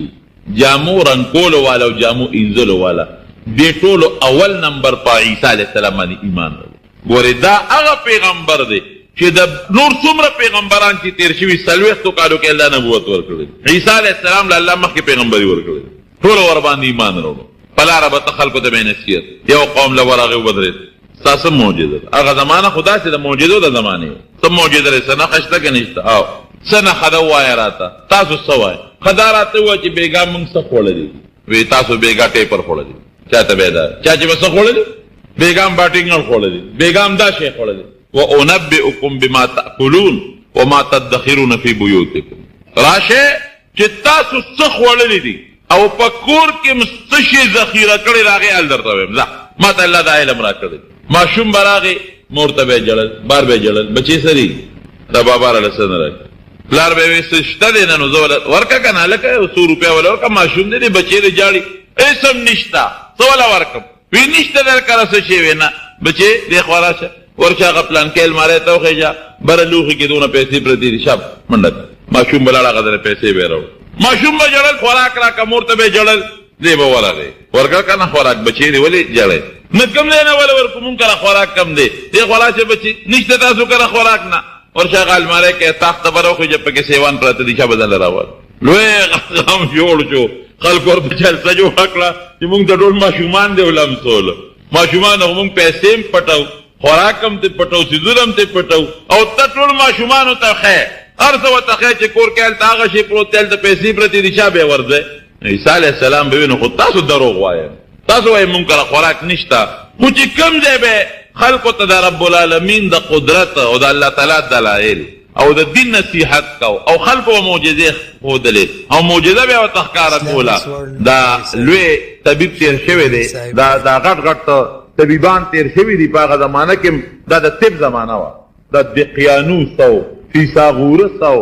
ارسطو او دا دور دغه زمانه کې تېر شوی دی لوی لوی د زمانې دا لوی لوی حکیمان چې دا نومونه اوس یادېږي دغه دور د دغې خلکو د طب یو لکه اوس چې څنګه د ساینس او د ډاکټرۍ یو دور دی او خلکو یو ساینسي دور دی په دنیا باندې په هغه زمانه کې د طب او د ډاکټرۍ او د حکمت یو دور عیسی علیه السلام د چې به څوک رالل مریض به ښه وایه که نه ستا څه معجزه ده نو ده به وایي چې کوم انسان په سترګو ړوند دي ړوند ابرئ الاکمه والابرص باذن الله په سترګو ړوند اکمه په عربۍ کې هغه ړوند ته وایي چې د مور نه پیدایشي ړوند دي چې کوم سړی وروسته ړوند شي نو د هغه بیا هم څه ناسه څوک علاج وکړي خدای پاک یې جوړ کړي خو چې دا د مور نه پیدایشي ړوند دي د علاج بیا ګران دی اکمه ورته وي په عربۍ کې اب راغی ړوند دی خو راشه لاس دې پراخ کړ او د الله په حکم باندې به سترګې جوړې شو نظر به لګېده راشه که نه اوس د دنیا یو ارسطاطالیس او د دنیا یو لوی حکیم دی راشي وی راشه ما سره په طب کې مقابله وکړي ځکه نه د دنیا یو ډاکټر دی راشي یو طبیب دی راشي او ړوند دې جوړ کړي زه جوړولی شم خو ورسره به دا ټکې وی چې باذن الله دا زما کمال نه دی ګورې دا د الله په حکم معجزه د پیغمبر په اختیار کې نه دا یاد وسات پیغمبر نه الله معجزه ښکاره کوي په اختیار د معجزې د رب العالمین سره که د الله خوښی نو د پیغمبر د لاس نه داسې کار وکړي چې هغه په دنیا کې بل څوک نشي کولی معجزه ورته وي او که د الله نی خوښه نه کېږي یو سړی رابغې برګي مرض والا هغه زمانه کې د برګي مرض علاج چا سره نو دله به راغي په ما خو دا برګي مرض دی لاس به پراخ کړ پروردګار به پاسا څخه جوړ خټه به راواغېسته د خټې نه به یې مرغۍ جوړه کړه د مرغۍ شکل خلکو ټولو به ورته کتل وی دا ګوره دی نه چنچڼه جوړه کړله هغې له به پوکې ورک هغه به والوته پوره مرغۍ به ترې جوړه شوه نه هغه به والوته علما لیکي چې د خلکو د نظر نه واخوا شو نو بیا به را پرېوته خو خلکو خو به ولیده چې دا مرغۍ ده که نه لیکن سره د هغې دا دومره غټې غټې معجزې چې لون به جوړ شو برګې به جوړ شو او مرغۍ به د خټې نه جوړه کړه هغه به الوته او سره د هغې نه به وي هذا سحر عظیم وایي دا لوی جادو دی جادو څوک به مسلمانان هم شو چا به ایمان هم راوړو دا خپل ملګري به ورسره روان چا چې په عیسی علیه السلام ایمان راوړه دا به ورسره په لاره روان یو کلي ته ځه نصیحت کوه بل کلي ته ځه نصیحت کوه بل کلي ته ځه نصیحت کوه یو کلي ته ورغې وي مونږ به هله ستا ومنو چې دې مقبره باندې ته تېرېږي دا یو قبر دی دا مړې راته راجم دی رب العالمین ته یې رجوع کړه چې الله دا خلقو داسې معجزه غواړي وایي دا به هم خو عادت یې واله چې دا به ایمان راوړي که به راونه وایي ښه ده بلکل زه به دا هم وکړم د الله په حکم ایمان به راوړی که به راونه وایي که دا دې وکړه مونږ ټول مسلمانېږو هغه مړي سر ته ودرېد وایي قم باذن الله د الله په حکم پاس قبر اوښلېد او یو سړی ترې راووت چې سړی ترې راووت علما لیکي دا نیم ویښتې سپینو او نیم ویښتې تور عیسی علیه السلام دې تپوس کوي وایي ته څوک یې وایي زه عزیر یم عزیر علیه السلام د الله پیغمبر څو کاله مخکې ته مړ شوی وایي ګوره دونه موده مخکې دا عزیر علیه السلام مړ شوی دی عیسی علیه السلام دې تپوس کوي وایي ته څوک یې وایي زه عیسی یم عیسی ابن مریم د الله پیغمبر د الله په حکم مې درته آواز وکړو ته راپاڅېدې روح درکې راغی وایي دا تپوس ته نه کومه چې دا ویښته دی ولې نیم سپین دی او نیم تور دی وایي تا چې کله آواز وکړو چې قم باذن الله وی په ما هیبت راغی چې قیامت دی حالانکه ګورې عزیر علیه السلام د خدای پیغمبر تیر شوی دی برګزیده پیغمبر نو ما باندې هیبت راغی چې دا جوړ د قیامت ورځ ده او بس اوس حساب کتاب ته روانېږو وی دا د قیامت د ورځې د هغه هیبت ته وجې نه مې دا نیم ویښته سپین په لاره روانو یو بل انسان په قبر تېرېده وی که دا راته راجم دی کم ایمان به راوړی وی او هغه ته ودرېد وی قم باذن الله چې پاڅېده تپوس یې ترې وکړه وی ته څوک یې وی د سام ابن نوح د نوح علیه السلام زوی سام څو زره کاله مخکې مړ شوی سو زره کاله مخکې وی ای عیسی را سره دې زیاتې وکړه وی ولې وی جمدې دې کړم تو په دنیا کې جمدې مه کنه بیا به مرم نه بیا به مرئ وی زیاتې دې را سره وی دا څنګه وی زه چې مړ شویم زما زرګونه کال وشو چې زه مړ یم او قبر کې پروت یم خو د زنکدن تریخوالی مې په دا خوله کې اوسه پورې پروت دی نو اوس به بیا ما باندې زنکدن راځي نو زه به بیا مرم د نوح علیه السلام زه سام کومه زمانه کې څو زره لکه کاله به مخکې مړو الله ته پته چې څومره کلونه تېر شوي وی زه به الله ته سوال وکړم چې را باندې بیا زنکدن تکلیف نه راوړي وی به دا مهرباني را سره د الله نه سوال وکړو یا الله ته خو دې ساه واخله خو د زنکدن تکلیف دی یو ځل پې تېر کړي دوباره پې مه تېروه په لاره بل ځای روان دی یو بوډی د جاړي جنازه روانه ده چغې وایي چغې وایي عیسی علیه السلام پې رحم راغی دا بوډی ولې چغې وایي وی دا د دې بوډی یو زوی دی او پسې جاړي مړ شوی دی وی کیرې دا جنازه وی بوډی دی خوا راشه وی ولې جاړی وی بس په دې جاړم چې دا یو زوی مې نیازبین پلار یې نشته یتیم او دې مړ شو وی ښه که زه الله نه سوال وکړم او دا بچی د الله را جمدي کړي ما به د الله رسول ومنې وی او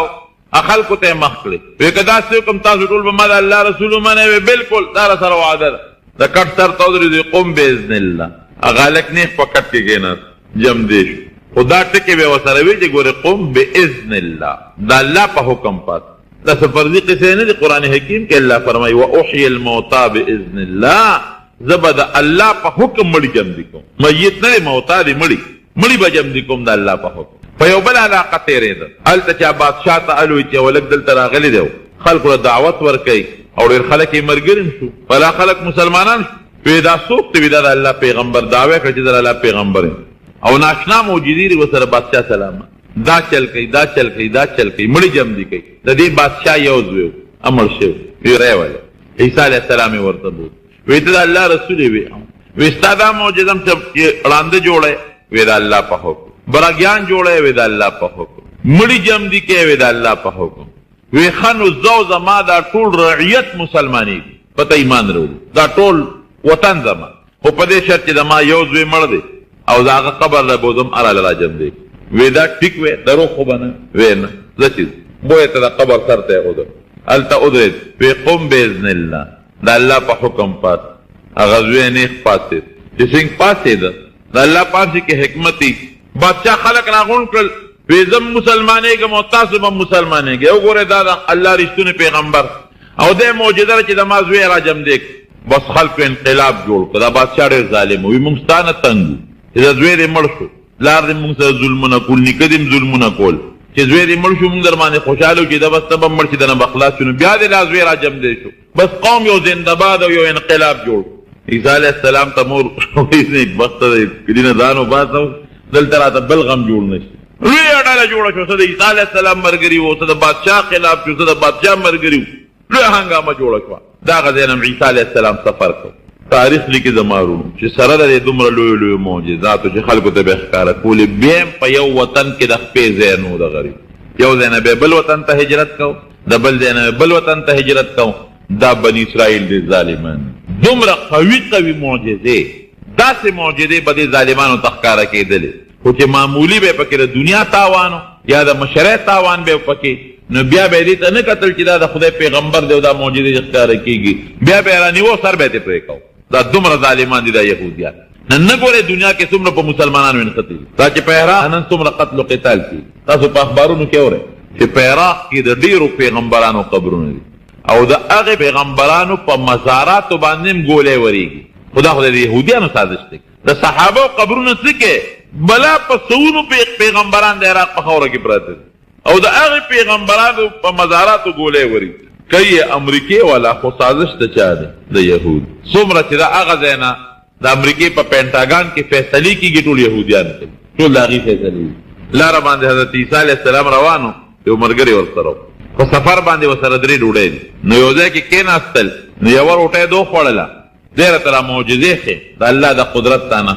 یوه روټۍ هغه ملګري وخوړ نو عیسی علیه السلام هغه ملګري ته وایي چې دا 3 روټۍ سنبال کا او زه اودس ماتوم اودس کوم بیا راځم چې لاړ اودس یې مات که اودس یې وکړو راغی ملګري ته وایي زه چې 2 روټۍ سنبال کوي روټۍ کم ده ملګري ورته وایي نه هغه 3 پاتې شو که نه مونږ خو په سفر روان یو مونږ ته به د روټۍ ضرورت وي وایي 3 خو نشته بس 2 روټۍ وي یو ته وخوړه یو ما وخوړه یا د خدای باندې 3 ډوډۍ دې څه کړه نه نشته چې څه منځې لاړل یو اوسۍ روانه ورسره 2 بچي دي حضرت عیسی علیہ السلام هغه یو بچی ته आवाज وکړه بچی چراغ په چاړې لاله کړ اورې بل کروته کړ دې مرګري ته وای وستا دې په هغه ذات قسمی چې مال دا معجزه راکړه چې رښتیا وای هغه درې مډوړې دې څکړه وې زه څه خبر هغه خپل دی یار والي هغه یو خپل سپوره دواړو چې سمخ منزل اړل یو نیر بيد لوی دریاب کشته نشته د مرګري لاسي ونیو او دغه څه به پورې وته وی په هغه ذات ستا قسمی چې موت تعالی طاقت راکړ او په دریاب باندې به د کشته نه را پورې سترو چې سمرا ترشته وا چې هغه ډوړې دې څکړه وی زه خو ډوړې نه خبر ګوره د بنی اسرائیل حرامي وکنه یعنی چې دومره معجزه یو کافر مومنین رښتیا به وای نو چې سمنځل اړل نو خور را یو ځای کړل کانی را یو ځای کړل او دمې په واجو دا غین رب العالمین اعلی قسم لالونه او ملغلری جوړ کړل نو درې ځای کړل وی دا یو ستاسو دا یو زما شو او دا درې مده هغه چا دي چې چا ډوړې خوړلې ده وی اما خوړلې ده مال رااله وی اما خوړلې ده وی ښه باز وی دا ټول زر او دا لال او دا ارسستا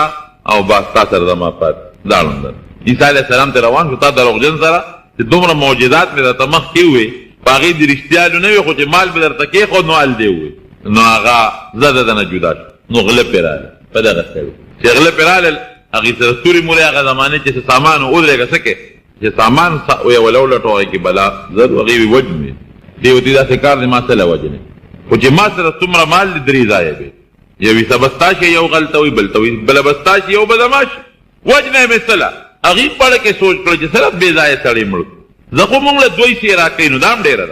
درې واړه پاغه ځنګل کې کېناستل وي سبق ایو بل ته وی چې لکه قاسم بلا پیسې را سره شو دا خو جوس بازار ته وځو بلا دولت ته ځکه چې ډوډۍ خورو خو یو کس خو بازار ته لاړ کې ډوډۍ راوړ یو پکس پکې لاړ بازار ته ډوډۍ راځي نو چې روټۍ راواغښتا ناغله کې سوچ کړی چې دا خو بلا مال دی او هغه دوا ایسې دا غوي دی یو زما دراشه په دې ډوډۍ کې ته زهر واچو زبې ما چې ما خو دلته خوړه زموږ شیم تاسو یو خوري هغه به دا خوري دواړه به مړ شي ټول مال به ماته پاتې هغه دواړو په لکه سوچ کړي چې دا دریم پلار برانه کم ولی سوړي چې راشي دا یو به مړ کو پمیان به نیم کو نیم زمو نیم د دې بل مرګ هغه ته سوچ کړي دا دا غوي ته سوچ کړي او چې دې څنګه راغلي په توره ته سروال دی خو غردول هغه وجه په دې خیال چې مال درې ځای کو نو دوه ځای ولینه او بیا په غډوډه شروع کړي هغه کې هغه ځهله چوري دی خو ته خبر نو او چې څو خلل دا دوالم د پیو غزول مړ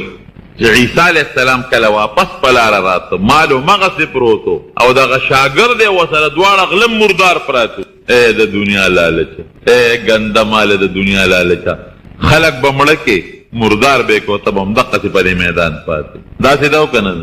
د آدم علیہ السلام د زمانه نه والا تر اوسه پورې چې څومره مال او دولت په دنیا کې غړي خبر لچا ځان سره یوړو یو تیزی بل تپاتی کیږي اتیزی بل تپاتی کیږي اتیزی بل تپاتی کیږي څومره مال او کسر در دی او کس پینځر دی نصر سپین غمی لال مرجان یاقوت چا او خړل او نه ځان نه تاوکل کې واغستل نو چې دې تلار نو واپس پاتې دا ټول هم د قضیو نه بل تبل نه بل تبل نه بل تپاتی دي پر دې مالونو ساتو دا غي څوکې کو نبی علیہ السلام فرمایي هغه مال ستاد چې دی واغست او زړه دیکلا هغه مال ستاد کې دی او خړ او ازما دیکلا او چې کم مال تاوان غست او تا اون خړ اګورستان دي مسلمانا